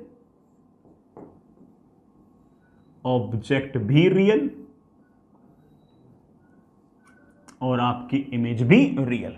u की वैल्यू नेगेटिव, v की वैल्यू पॉजिटिव, तो आप कह सकते हो कि रियल ऑब्जेक्ट का रियल इमेज। अच्छी बात है बेटा, ठीक है, ठीक है। मैग्निफिकेशन होता है v/u। u की वैल्यू नेगेटिव है, v की वैल्यू पॉजिटिव है, तो ऑफ कोर्स मैग्निफिकेशन क्या आएगा? नेगेटिव। तो आप पोर्शन 1 के लिए कह सकते हो कि जो भी इमेज आएगी वो आपकी इन्वर्टेड आएगी। बेटा क्या आएगी? इन्वर्टेड। अच्छा खास बात और देखो बेटा, मैग्नीट्यूड में u बड़ा है और v छोटा है, u बड़ा है और v छोटा है, तो ऑफ कोर्स बेटा v छोटा है, u बड़ा है, तो मैग्निफिकेशन का जो मैग्नीट्यूड है वो तो 1 से छोटा आएगा। तो इसका मतलब यहां से यहां तक का जो पोर्शन है इसके अंदर आपकी जो इमेज बनेगी वो डिमिनिश्ड बनेगी। आप बोलोगे सर पता ही थी ये सब बातें तो मुझे कि जब तक आपका ऑब्जेक्ट -2f तक ना पहुंच जाए और उससे दूर होगा तो उसकी जो भी इमेज होगी वो f से लेकर 2f के बीच में बनेगी, और वो सारी सारी इमेज छोटी बनेंगी, रियल बनेंगी और इन्वर्टेड बनेंगी। Fair enough. जैसे ही आपका ऑब्जेक्ट चलते चलते -2f पे आया, इमेज आपका चलते चलते +2f पे आया, ये वाला पॉइंट, यहां पर आपकी जो इमेज बनी है वो सेम साइज की बनी है लेकिन इन्वर्टेड बनी है और रियल ऑब्जेक्ट की रियल इमेज बनी है। चलो अच्छी बात है। इसके आगे वाले पोर्शन को देखते हैं। इसके आगे वाले पोर्शन को अगर मैं देखूं तो बड़ा अगेन u की वैल्यू तो नेगेटिव, v की वैल्यू पॉजिटिव। मतलब u की वैल्यू नेगेटिव मतलब ऑब्जेक्ट तो इस तरफ है और इमेज इस तरफ है। ऑब्जेक्ट इस तरफ है तो एक्चुअल में रेज निकल रही हैं, इमेज इस तरफ है तो रिफ्लेक्ट होने के बाद एक्चुअल में रेज ऐसे आई है, तो ये वाला हिस्सा भी रियल ऑब्जेक्ट का रियल इमेज ही है। u और v का साइन अपोजिट है तो ऑब्वियस बात है कि इन्वर्टेड तो बनना ही है, तो ये भी आपका इन्वर्टेड इमेज ही बना रहा है। बस यहां पर पासा किस बात का पलटा कि u का मैग्नीट्यूड छोटा है और v का मैग्नीट्यूड बड़ा है। चेक कर बड़ा, u छोटा है और v बड़ा है, यहां जरूर बराबर हो गए थे, इसके जैसे आगे जाऊंगा बड़ा वैसे u तो आपका छोटा होगा और v आपका बड़ा होगा। v बड़ा है, u छोटा है, इसका मतलब आपकी ऑब्जेक्ट तो नजदीक है और इमेज आपकी दूर है जितनी बड़ी है, तो आपका ऑफ कोर्स ये वाला जो सारा का सारा इमेजेस है वो एनलार्ज्ड है। तो यहां से तक जो ग्राफ है उसमें मोस्टली बातें कॉमन थी, सिर्फ और सिर्फ ये वाली बातें अलग अलग आई है। यहां पर डिमिनिश्ड, यहां पर आपकी एनलार्ज। तो जब तक आपकी ऑब्जेक्ट -2f तक नहीं पहुंच जाती आपकी इमेज जो होगी वो छोटी होगी। -2f के जैसे ऑब्जेक्ट इधर आएगी बेटा वैसे आपकी इमेज होगी वो रियल बनेगी, उल्टी बनेगी, लेकिन अब एनलार्ज बनेगी। पहले से ही पता था, अब बस ग्राफ उस बात को कंफर्म कर रहा है। ठीक है बच्चों, आगे चलते हैं। ये जो रीजन 3 है इसको देखो तो सही बेटा, ये जो आपका रीजन 3 है इसको देखो। रीजन 3 में आपका जो u है वो नेगेटिव है, v भी आपका नेगेटिव है, u भी नेगेटिव, v भी नेगेटिव। इसका मतलब ऑब्जेक्ट यहां कहीं है, रेज u आएंगी और उसके बाद मैं इन रेज को पीछे की तरफ खींचूंगा तो यूं पीछे की तरफ v भी नेगेटिव। रियल ऑब्जेक्ट की वर्चुअल इमेज हमें पता भी था, दिस इज रियल ऑब्जेक्ट की वर्चुअल इमेज बननी थी बेटा। जैसे आप इस फोकल लेंथ के इधर आते हो बेटा वैसे ही रियल ऑब्जेक्ट की वर्चुअल इमेज बनती है। आगे चल बेटा, u के साइन भी नेगेटिव, v का साइन भी नेगेटिव, तो ऑफ कोर्स इस बार आपका मैग्निफिकेशन आएगा पॉजिटिव, तो इरेक्ट तो बनना है। अच्छी बात है, आगे चलते हैं। u की वैल्यू छोटी है पूरे रास्ते और v की वैल्यू बड़ा देखो बड़ी है, v तो बड़ा बड़ा आ रहा है, u तो छोटा सा आ रहा है, v बड़ा आ रहा है, तो ऑफ कोर्स मैग्निफिकेशन का मैग्नीट्यूड 1 से बड़ा होगा, तो ऑफ कोर्स जो भी आपकी इमेज आएगी बेटा वो क्या आएगी, एनलार्ज्ड। बस यहां 0,0 पोल पर पहुंचोगे ना तो आप बोल पाओगे सर आपका u भी टेंडिंग टुवर्ड्स 0 है और v भी टेंडिंग टुवर्ड्स 0 है, तब जाके मैग्निफिकेशन लगभग 1 के आसपास आएगी, अदरवाइज आपका मैग्निफिकेशन 1 से बड़ा ही आएगा। ये वाला पॉइंट, ये वाला पॉइंट, ये वाला पॉइंट आपको मैं बार बार डायग्राम बना के भी याद करा चुका हूं कि बेटा -2f इन्फिनिटी से -2f तक क्या होगा, -2f से -f तक क्या होगा, -f से पोल तक क्या होगा, ये तो मैं आपको डायग्राम बना बना के याद करा चुका हूं। ये स्पेशल केस है थोड़ा सा, जो तुम याद करना चाहो तो अब याद कर सकते हो। देखो इस केस में क्या है, इस केस में आपका u तो है पॉजिटिव और आपका v भी है पॉजिटिव, होना ही था। u जब पॉजिटिव होगा तब कन्वर्जिंग के लिए आपका v नेगेटिव नहीं होता है, तो पता ही था कैसे, आपका ये था कन्वर्जिंग लेंस, u पॉजिटिव कैसे हो सकता है, जब रेज यूं आए, कन्वर्जिंग रेज पहले से आ रही हैं, कन्वर्जिंग लेंस पे गिर रही हैं तो और कन्वर्ज होंगी, तो जब भी आपका u पॉजिटिव होगा तो v तो आपका पॉजिटिव होगा ही होगा। तो ऐसे केस में आप कह सकते हो कि वर्चुअल ऑब्जेक्ट की रियल इमेज, वर्चुअल ऑब्जेक्ट की रियल इमेज, ये इंसिडेंट रेज एक्चुअली मीट नहीं कर रही है लेकिन रिफ्रैक्टेड रेज एक्चुअली मीट कर रही है। टफ तो नहीं हो रहा, दोनों का साइन सेम है, दोनों का साइन सेम है, तो ऑब्वियस बात है कि ये जो भी इमेज बनेगी बेटा क्या बनेगी, इरेक्ट। लेकिन आपका u छोटा है, सॉरी बेटा u बड़ा है v छोटा है, होना ही था बेटा, ऑब्जेक्ट दूर है इमेज नजदीक है, तो ऑफ कोर्स मैग्निफिकेशन 1 से छोटा आएगा, तो छोटा आएगा तो क्या लिखूं, आप बोलोगे सर ये जो हमारा वर्चुअल ऑब्जेक्ट की रियल इमेज है ये इरेक्ट बनेगी और हमेशा डिमिनिश्ड बनेगी, क्या बनेगी बेटा, इरेक्ट बनेगी और डिमिनिश्ड बनेगी। आई रियली होप बेटा सारी सारी बात समझ में आ गई होगी। ऑब्जेक्ट दूर है, इमेज नजदीक है, इमेज जितनी नजदीक होगी लेंस के उतनी छोटी होगी, उतनी धीरे होगी। आई रियली होप बेटा सारी सारी बात आपके समझ में आ गई है ना। मैं मानता हूं कि मैथमेटिकली सारा सारा काम टफ था, लेकिन इस ग्राफ के जो पहला, दूसरा और तीसरा हिस्सा है ये तो मैं आपको बार बार करके दिखा चुका हूं। बड़ा ऑब्जेक्ट यहां तो इमेज यहां, ऑब्जेक्ट यहां तो इमेज यहां, सिर्फ ये वाला हिस्सा है तो आपके लिए नया था। पॉइंट आप चाहो तो याद भी कर सकते हो, ना याद करो बेटा तब भी कोई फर्क नहीं पड़ता, क्योंकि कन्वर्जिंग रेज आएंगी वो और कन्वर्ज हो जाएंगे जल्दी, तो इमेज नजदीक बनेगी तो छोटी बनेगी, सेम साइड में है इसलिए ऑब्वियस बात है बेटा इरेक्ट तो बननी है, क्योंकि मैग्निफिकेशन का फॉर्मूला ही v/u है, v और u का साइन सेम है तो बेटा इरेक्ट तो बननी है, और इमेज नजदीक है इसलिए छोटी होगी और धीरे होगी। याद हो जाए अच्छी बात है, ना याद हो तो भी कोई पहाड़ नहीं टूट पड़ा। फिर भी आपका मन करे तो बेटा डाइवर्जिंग लेंस के लिए भी सारा सारा काम कर सकते हो, बस याद रखना कि उसकी फोकल लेंथ पॉजिटिव नहीं होगी, उसकी फोकल लेंथ नेगेटिव होगी। तो आप बनाना चाहो बना सकते हो, और उसको भी आप चाहो तो एनालाइज करना चाहो एनालाइज भी कर सकते हो। ठीक है, आगे चलते हैं। Next is deviation by lens. काफ़ी टाइम से बहुत ही टफ चीज़ें पढ़ रहे थे, ये थोड़ा सा रिलेटिवली आसान है, आराम से बड़ा सुनिएगा, और डेरिवेशन भी देख सकते हो, अच्छी डेरिवेशन, कुछ नया सीखेंगे और ऑफ कोर्स फॉर्मूला हमारे काम आएगा। तो चलो बच्चों, आपके पास मान लीजिए कि बेटा कोई लेंस है इस तरीके से, फॉर एग्जाम्पल ये आपके पास लेंस है और इसकी फोकल लेंथ आपके पास f है, ये इसकी बेटा कोई ना कोई प्रिंसिपल एक्सिस, यहां कहीं कोई ना कोई ऑब्जेक्ट है। ठीक है, इस ऑब्जेक्ट से कोई ना कोई रे गई, हालांकि बहुत सारे रे जाएंगी, मैं उनमें से एक रे को डिस्कस कर रहा हूं। लेट्स से बेटा कोई ना कोई रे ऐसे गई, ये रे मिरर पर जहां स्ट्राइक किए वो वाला पॉइंट लेट्स से बेटा पोल से h डिस्टेंस ऊपर है। ठीक है, अगर इस पर स्ट्राइक नहीं करती तो रे would have gone like this, हम जानते हैं इस बात को। अगर रिफ्रैक्ट ना होती तो रे तो ऐसे जाती, लेकिन अब तो रिफ्रैक्ट हो गई है। अब मान लो कि रिफ्रैक्शन होने के बाद रे जो है वो ऐसे चली गई, आफ्टर रिफ्रैक्शन रे यूं चलेगी। Now we know it very well कि this is the image, fair enough. Let's say this angle is alpha, let's say मेरे बच्चे दिस एंगल इज बीटा। ये जो रे यूं जाना चाहती थी उसको लेंस ने यूं मोड़ दिया है, और जितना एंगल मोड़ दिया है मेरे प्यारे वाले बाल को, अरे वही तो हमारी डेविएशन है। वही तो हमारी डेविएशन है। तो मुझे ये डेल्टा निकालना है बेटा, इसका फॉर्मूला निकालना है और याद रखने की कोशिश करनी है, ठीक है। मुझे डेल्टा निकालना है। सबसे पहली बात, अगर मैं एक्सटीरियर एंगल प्रॉपर्टी यूज करूं तो delta can be written as alpha plus beta. I really hope आपको एक्सटीरियर एंगल प्रॉपर्टी आती होगी। This angle plus this angle will be equals to this angle. जिन बच्चों को नहीं आती मैं उनको बेटा बता दूं कि अगर ये एंगल अल्फा है, ये एंगल बीटा है, तो ऑफ कोर्स ये वाला angle 180 minus alpha minus beta होगा। ये पूरी स्ट्रेट लाइन है तो हम बड़े आराम से कह सकते हैं कि 180 minus alpha minus beta plus delta should be equal to 180। बड़ा 180 क्या हो गया, cancel. So delta should be equal to alpha plus beta. ये वाली बात बड़ा हमने छोटी क्लास में पढ़ा होगा ना, एक्सटीरियर एंगल प्रॉपर्टी, शायद ये नाम होता होगा क्या, ठीक है। अब अल्फा कैसे लिखूं, सुनना बेटा, मैं पैरेक्शियल रेस की बात कर रहा हूं कि रेस जो है बिल्कुल नजदीक नजदीक जा रही है। Alpha can be written as H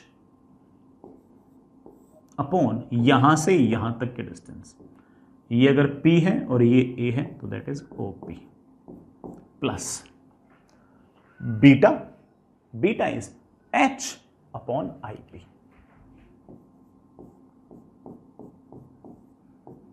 H को बाहर निकाल लो, 1 upon OP plus 1 upon IP। आप कहोगे सर डेविएशन का फॉर्मूला तो आ गया, लेकिन सर हमने कभी भी है ना, जब से हमने ज्योमेट्री ऑप्टिक्स पढ़ा है तब से हमने ना कभी भी फॉर्मूले जो ना वो इस तरह से याद नहीं किया कि ना हम डिस्टेंस के टर्म्स में फॉर्मूले याद करें, हम तो कोऑर्डिनेट्स के टर्म्स में याद करते थे। अच्छा ऐसा है, तो इस ऑब्जेक्ट से रेज यूं जाएंगी, ये वाले साइड प्लस और ये वाले side minus, 1 upon OP plus 1 upon IP। IP को मैं बड़े आराम से बड़े इत्मीनान से V लिख सकता हूं। इमेज का कोऑर्डिनेट पॉजिटिव है, IP तो डिस्टेंस है, वो तो पॉजिटिव होना ही था, मैंने उसको V लिख दिया। OP को मैं बड़े आराम से U लिख सकता हूं। सॉरी बच्चों, U नहीं माइनस U। सर ऐसा कैसे बेटा, OP तो डिस्टेंस है, वो तो नेगेटिव नहीं हो सकती।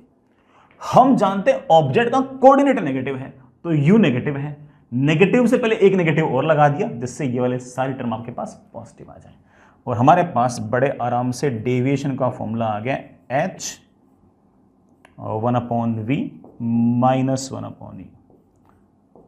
1 upon V minus 1 upon U, ये सुना सुना देखा देखा लग रहा है, अरे दैट इज 1 अपॉन F। ले बेटा, डेविएशन का अगर फॉर्मूला याद करना चाहो तो आप सीधा लेंथ के लिए डेविएशन का फॉर्मूला याद कर सकते हो कि deviation is simply H upon F। H क्या है बेटा, कि पोल से कितने डिस्टेंस दूर आपकी इंसिडेंट रे टकराई है। अगर पोल पे टकराएगी बेटा फिर तो H 0 हो जाएगा, तो वहां पर तो आपका डेविएशन 0 होता ही है, वो तो आपको बड़ा पता ही है।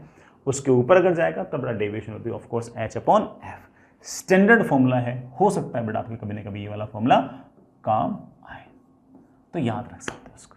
अच्छा फॉर्मूला है, ठीक है ना। डेरिवेशन तो ऑफ कोर्स बहुत ही ट्रिवियल थी, समझ तो आप गए होंगे फोड़ू बच्चे, ठीक है। आगे चलो, चलिए बच्चों आगे चलते हैं। नेक्स्ट इज बहुत ही छोटा सा लेकिन इंपॉर्टेंट सा topic, that is combination of lenses. Heading लिखिएगा, next is combination of lenses. मैं इसका एक फॉर्मूला भी निकालूंगा, लेकिन फॉर्मूला है ना उससे पहले मैं एक बार ना कॉन्सेप्चुअली आपसे एक सवाल पूछ रहा हूँ। सिंपल बेसिक सवाल की तरह करना है, इसमें कोई बहुत बड़े पंगे वाली बात है ही नहीं, जैसे सिंपल सवाल होते हैं वैसे ही करना है, ठीक है। जैसे मान लीजिए कि आपके पास कोई इस तरह का अरेंजमेंट है, आराम से सुनिएगा बेटा, आपके पास बड़ा इस तरह का कोई अरेंजमेंट है, ये आपके पास कोई लेंस है,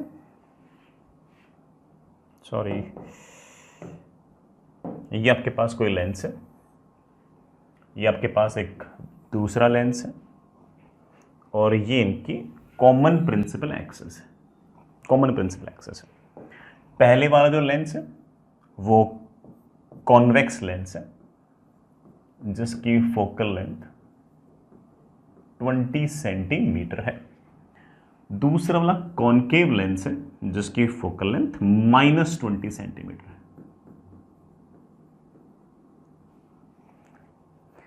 दोनों लेंसेज के बीच में जो सेपरेशन है, let's say it is given as 40 centimetres. बड़ा 40 सेंटीमीटर जो है वो दोनों लेंसेज के बीच का सेपरेशन मुझे गिवन है। ठीक, यहां कहीं कोई ऑब्जेक्ट है, यहां कहीं कोई ऑब्जेक्ट है, ये ऑब्जेक्ट, और ये जो डिस्टेंस है, ये डिस्टेंस आपके पास 60 सेंटीमीटर्स है। इस ऑब्जेक्ट से जब रेज आएंगी तो इस लेंस से भी रिफ्रैक्शन होगा, फिर इस लेंस से भी रिफ्रैक्शन होगा। बेटा मैं इसे F1 बोल देता हूं, इसे F2 बोल देता हूं। फाइनल इमेज कहां बनेगी, आपको सिर्फ ये बताना है कि जो लास्ट में जो फाइनल इमेज बननी है दोनों लेंस से रिफ्रैक्शन के बाद, वो बतानी है। सवाल लिखना चाहो बेटा लिख सकते हो, find position of final image. जो भी आपकी फाइनल इमेज है उसकी पोजीशन बताइए। बिल्कुल बताएंगे। इस ऑब्जेक्ट से रेज आएंगी ऐसे, तो ये वाले साइड प्लस, बड़ा वाले साइड माइनस। ऑब्जेक्ट का कोऑर्डिनेट पता है और इमेज का कोऑर्डिनेट पता करना है। We know it very well. v is equals to uf upon u plus f।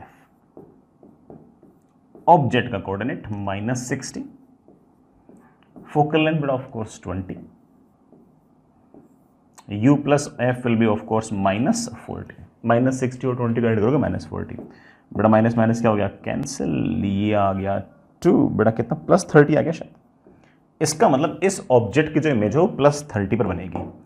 चलो बनाकर दिखाता हूं। ठीक है, इस ऑब्जेक्ट से रेज आएंगी ऐसे, ठीक है। रेज जो आएंगी वो रिफ्रैक्ट होने के बाद +30 पर इमेज बनाएंगे, बना लेंगे। रेज आएंगी ऐसे, और रिफ्रैक्ट होने के बाद, मैं नहीं बोल रहा हूं, सवाल में है ना, हमारी जो इक्वेशन है वो एग्जैक्टली बता रही है कि इमेज जो +30 पर बनेगी। तो rays will refract and go like this.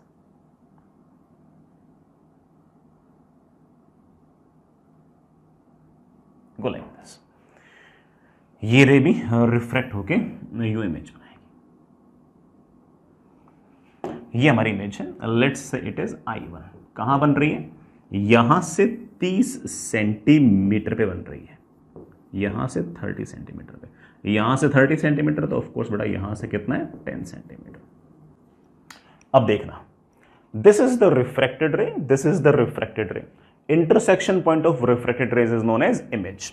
सो ये जो I1 है ये एक तरह से इमेज है, किसके लिए, जो लेंस 1 है उसके लिए। आप कहना चाहो तो कह सकते हो कि I1 is image for Lenz 1। बेटा ये आपका लेंस 1 है, ये आपका लेंस 2 है। अब इस लेंस 2 को देखो, लेंस 2 पर ये इंसिडेंट रे है और ये इंसिडेंट रे है। Intersection point of incident rays by definition is known as object. तो इसका मतलब ये इंसिडेंट रे है और ये इंसिडेंट रे है, और इन दोनों का इंटरसेक्शन पॉइंट आपका ये है, तो ये वाला जो पॉइंट है ये ऑब्जेक्ट है, किसके लिए, लेंस 2 के लिए। आप ऐसा भी कह सकते हो कि I1 is like object for Lenz 2। Lens 1 के लिए जो इमेज थी बेटा वो लेंस 2 के लिए आपके पास ऑब्जेक्ट है। यहां तो कोई दिक्कत नहीं है। अब इस ऑब्जेक्ट से रेज आ रही है यू, ये वाले साइड ऑफ कोर्स प्लस, ये वाले side of course minus. Sign convention तो वही रहा बेटा, इस तरफ प्लस है, इस तरफ माइनस है। इस लेंस के लिए भी इधर प्लस था, इधर माइनस था, इस लेंस के लिए भी इधर प्लस और इधर माइनस है। इमेज कहां बनेगी बता देंगे। v is equals to U F upon you plus f. Very easy, very easy. u object का कोऑर्डिनेट, बेटा यहां से ऑब्जेक्ट का coordinate will be -10। Focal length of course -20 upon u plus f, u plus f. ऊपर बेटा मेरे पास आ गया -10 इंटू -20, बेटा नीचे मेरे ख्याल से आ गया -30, दैट इज -20/3। बेटा -20/3 इज -6.66 के आसपास, तो इमेज बनेगी यहां कहीं माइनस में, बना देंगे। ये रेज आई, रेज जो है वो ऑफकोर्स डाइवर्जिंग लेंस पे गिरी है, तो ये जो रेज है ये थोड़ी सी और डाइवर्ज होंगी, पहले से डाइवर्ज हो रही है लेकिन डाइवर्जिंग लेंस पे गिरी तो और डाइवर्ज होंगी, और ये रेज जाएंगी ऐसे, ये रेज जाएंगी ऐसे। क्या करूं बेटा, ये दोनों क्या रिफ्रैक्टेड रेज कभी मीट कर पाएंगे? आप लोग नहीं सर बिल्कुल मीट नहीं कर पाएंगे। आप इनको एक्सटेंड कर लो पीछे की तरफ, ले बेटा मैंने पीछे की तरफ एक्सटेंड कर दिया। Intersection point of these refracted rays is known as our image. और सवाल के हिसाब से अगर देखें तो ये डिस्टेंस हम लोगों को सवाल में दे रखी है, और कितनी दे रखी है, 20/3 सेंटीमीटर दे रखी है। This is the final image. I hope you get the point. Important बात सिर्फ और सिर्फ ये थी कि पहली वाले लेंस के लिए जो इमेज थी वो दूसरे वाले लेंस के लिए एक तरह से ऑब्जेक्ट है, बाकी तो तुम जानते ही हो।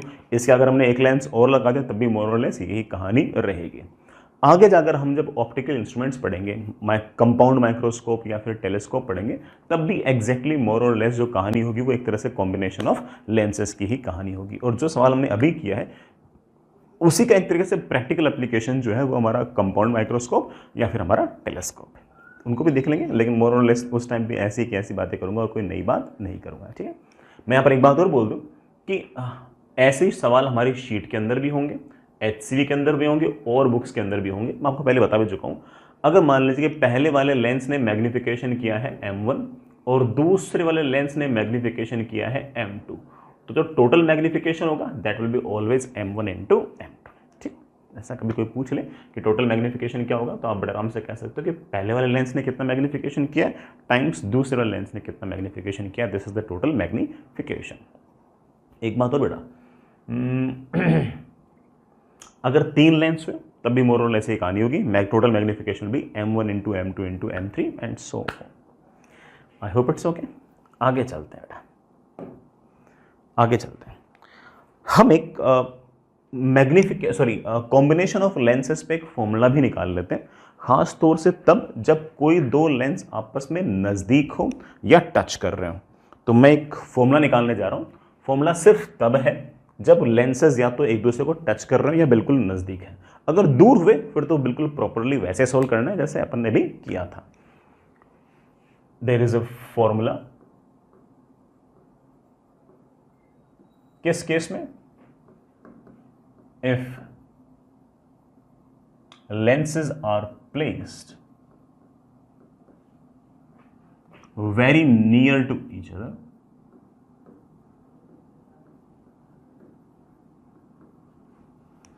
very near to each other or even touching, या तो बिल्कुल नजदीक पड़े हो या टच कर रहे हो, एक ही बात है, ठीक। अब सुनना बेटा, मान लीजिए कि मैंने कोई सिचुएशन इस तरह की ले रखी है कि आपके पास ये एक लेंस, ये एक लेंस, इसके साथ ये एक दूसरा लेंस, दोनों बिल्कुल नज़दीक नज़दीक हैं, और ये इन दोनों की कॉमन प्रिंसिपल एक्सिस दोनों के सेम है। पहले वाले लेंस की फोकल लेंथ आपके पास है f1, दूसरा लेंस की आपकी फोकल लेंथ है f2। वैसे थोड़ा मैंने दोनों का ऐसे कॉन्वेक्स टाइप दिखा रखा है, लेकिन वो कॉन्वेक्स भी हो सकते हैं, कॉन्केव भी हो सकते हैं, कोई फर्क नहीं पड़ता, कन्वर्जिंग भी हो सकते हैं, डाइवर्जिंग। और ये दोनों लेंसेज जो हैं, ये मैं पहले बोल दूं बेटा बहुत नज़दीक है, वेरी नियर, बहुत नज़दीक है। ये सेपरेशन बहुत छोटा है, या तो सेपरेशन बहुत छोटा है जब दोनों एक दूसरे को टच कर रहे हैं, ठीक है। अब मान लीजिए कि बेटा यहाँ कहीं ना कहीं कोई ऑब्जेक्ट पड़ी है, इस ऑब्जेक्ट से रेज आएंगी ऐसे, अगर रेज आएंगी ऐसे तो ये वाले साइड प्लस और ऑफ कोर्स बेटा ये वाले साइड माइनस। ये इधर वाला जो लेंस है इसको मैं लेंस 1 बोल रहा हूँ, इसको मैं लेंस 2 बोल रहा हूँ। पहले मैं लेंस 1 से क्या हो सकता है वो देखते हैं। तो मैं refraction by lens 1, very easy. क्या फॉर्मूला बेटा, रेज आएंगे इस तरफ, 1/v minus 1/u is equals to 1/f। बेटा इसकी फोकल लेंथ तो f1। This is my question number 1। ये v1 क्या है, v1 है इमेज के कोऑर्डिनेट। अब हम इस बात को जानते हैं कि पहली वाले लेंस के लिए जो भी इमेज का कोऑर्डिनेट रहा होगा, वो जो इमेज है ये इस दूसरे लेंस के लिए क्या है, ऑब्जेक्ट है। और मुझे ये बीच वाले डिस्टेंस जोड़ने की जरूरत नहीं है। अगर मान लो कि यहां से उसकी डिस्टेंस अगर 10 है तो इस लेंस से भी उसकी डिस्टेंस तो 10 ही है। क्यों? क्योंकि ये जो सेपरेशन है बहुत कम है, या तो दोनों लेंसेज एक दूसरे को टच कर रहे हैं या बहुत ही नजदीक है। तो इस लेंस के लिए अगर मान लीजिए कि इमेज का कोऑर्डिनेट है -10, तो इस लेंस के लिए ऑब्जेक्ट का कोऑर्डिनेट क्या हो जाएगा, -10। डिस्टेंस भी वही है और साइन कन्वेंशन भी वही है, क्योंकि रेस तो इसी तरफ आ रही है। तो इस लेंस के लिए भी ये वाले साइड प्लस और ये वाले साइड माइनस। इस लेंस के लिए भी ये वाले साइड प्लस और ये वाले साइड माइनस, तो साइन कन्वेंशन भी एग्जैक्टली सेम ही रहेगा। तो मैं बड़े आराम से कह सकता हूं कि रिफ्रैक्शन बाई लेंस 2, लेंस 2 का जो रिफ्रैक्शन होगा उसकी इक्वेशन बड़े आराम से बोल सकता हूं कि 1/v फाइनल इमेज का कोऑर्डिनेट माइनस 1/u ऑब्जेक्ट का कोऑर्डिनेट। अरे यार, इसका ऑब्जेक्ट का कोऑर्डिनेट क्या होगा? जो पहली वाली लेंस के लिए इमेज का कोऑर्डिनेट था, एग्जैक्टली वही कोऑर्डिनेट लेंस 2 के लिए ऑब्जेक्ट का है, that is v1, that should be equals to 1/f2। अब मैं बड़े आराम से ऐसा कह सकता हूं कि मुझे इंटरेस्ट किस में है? मुझे इंटरेस्ट है एक्चुअल ऑब्जेक्ट के कोऑर्डिनेट में और फाइनल इमेज के कोऑर्डिनेट में। बीच में जो एक इंटरमीडिएट इमेज बनाई है लेंस 1 ने, उसकी इमेज में मुझे कोई खास इतना इंटरेस्ट है नहीं। तो क्या करें? मेरे ख्याल से बेस्ट ये रहेगा कि इक्वेशन नंबर 1 को और इक्वेशन नंबर 2 को ऐड कर दो, तो ये वाली टर्म तो आपकी गायब ही हो जाएगी और हम बड़े आराम से कह सकते हैं कि 1/v minus 1/u is equals to 1/f1 plus 1/f2। ये जो 1/f1 प्लस 1/f2 है, हम इसे बड़े आराम से कह सकते हैं 1/f इक्विवेलेंट। 1/f इक्विवेलेंट का ये अर्थ हो गया कि मैं इन दोनों लेंसेस को एक इकलौते लेंस से रिप्लेस कर सकता हूं। इन दोनों लेंस को मैं एक इकलौते लेंस से रिप्लेस कर सकता हूं जिसकी फोकल लेंथ होगी f इक्विवेलेंट। ये लेंस भी इस ऑब्जेक्ट की इमेज वहीं बनाएगा जहां ये दोनों लेंस मिलकर बनाएंगे। तो जब भी इस तरह से दो लेंस बिल्कुल टच कर रहे हो या फिर नज़दीक में खड़े हो, तो ऐसे में आप बड़े आराम से कह सकते हो कि उन दोनों लेंस को हटा दो और एक इकलौते लेंस से रिप्लेस कर दो। जिस इकलौते लेंस से आपको उसको रिप्लेस करोगे, उस इकलौते लेंस की फोकल लेंथ हमें पता होनी चाहिए। कैसे निकालेंगे हम? 1/f equivalent equals to 1/f1 plus 1/f2। इसको हम ऐसे भी कर सकते हैं कि power of lens 1 plus power of lens 2 should be equal to equivalent power of the lens. I hope ये वाला फॉर्मूला आपको याद रहेगा। लेकिन ये फॉर्मूला सिर्फ कब लगाना है? जब दो लेंसेज या तो बहुत नज़दीक हो या एक दूसरे को टच कर रहे हो। अदरवाइज तो तुम्हें जानते हो बेसिक से करना पड़ेगा। बड़ा बेसिक से मैं आपको करके दिखा भी चुका हूँ, है ना। तो ऐसा नहीं कि अगर दोनों लेंसेज के बीच में सेपरेशन हुआ तो हमसे सवाल नहीं बनेगा। सवाल तो हम तब भी कर लेंगे, हमें इतना कोई लोड उसमें है नहीं यार, है ना। I hope it's okay. आगे चलते हैं।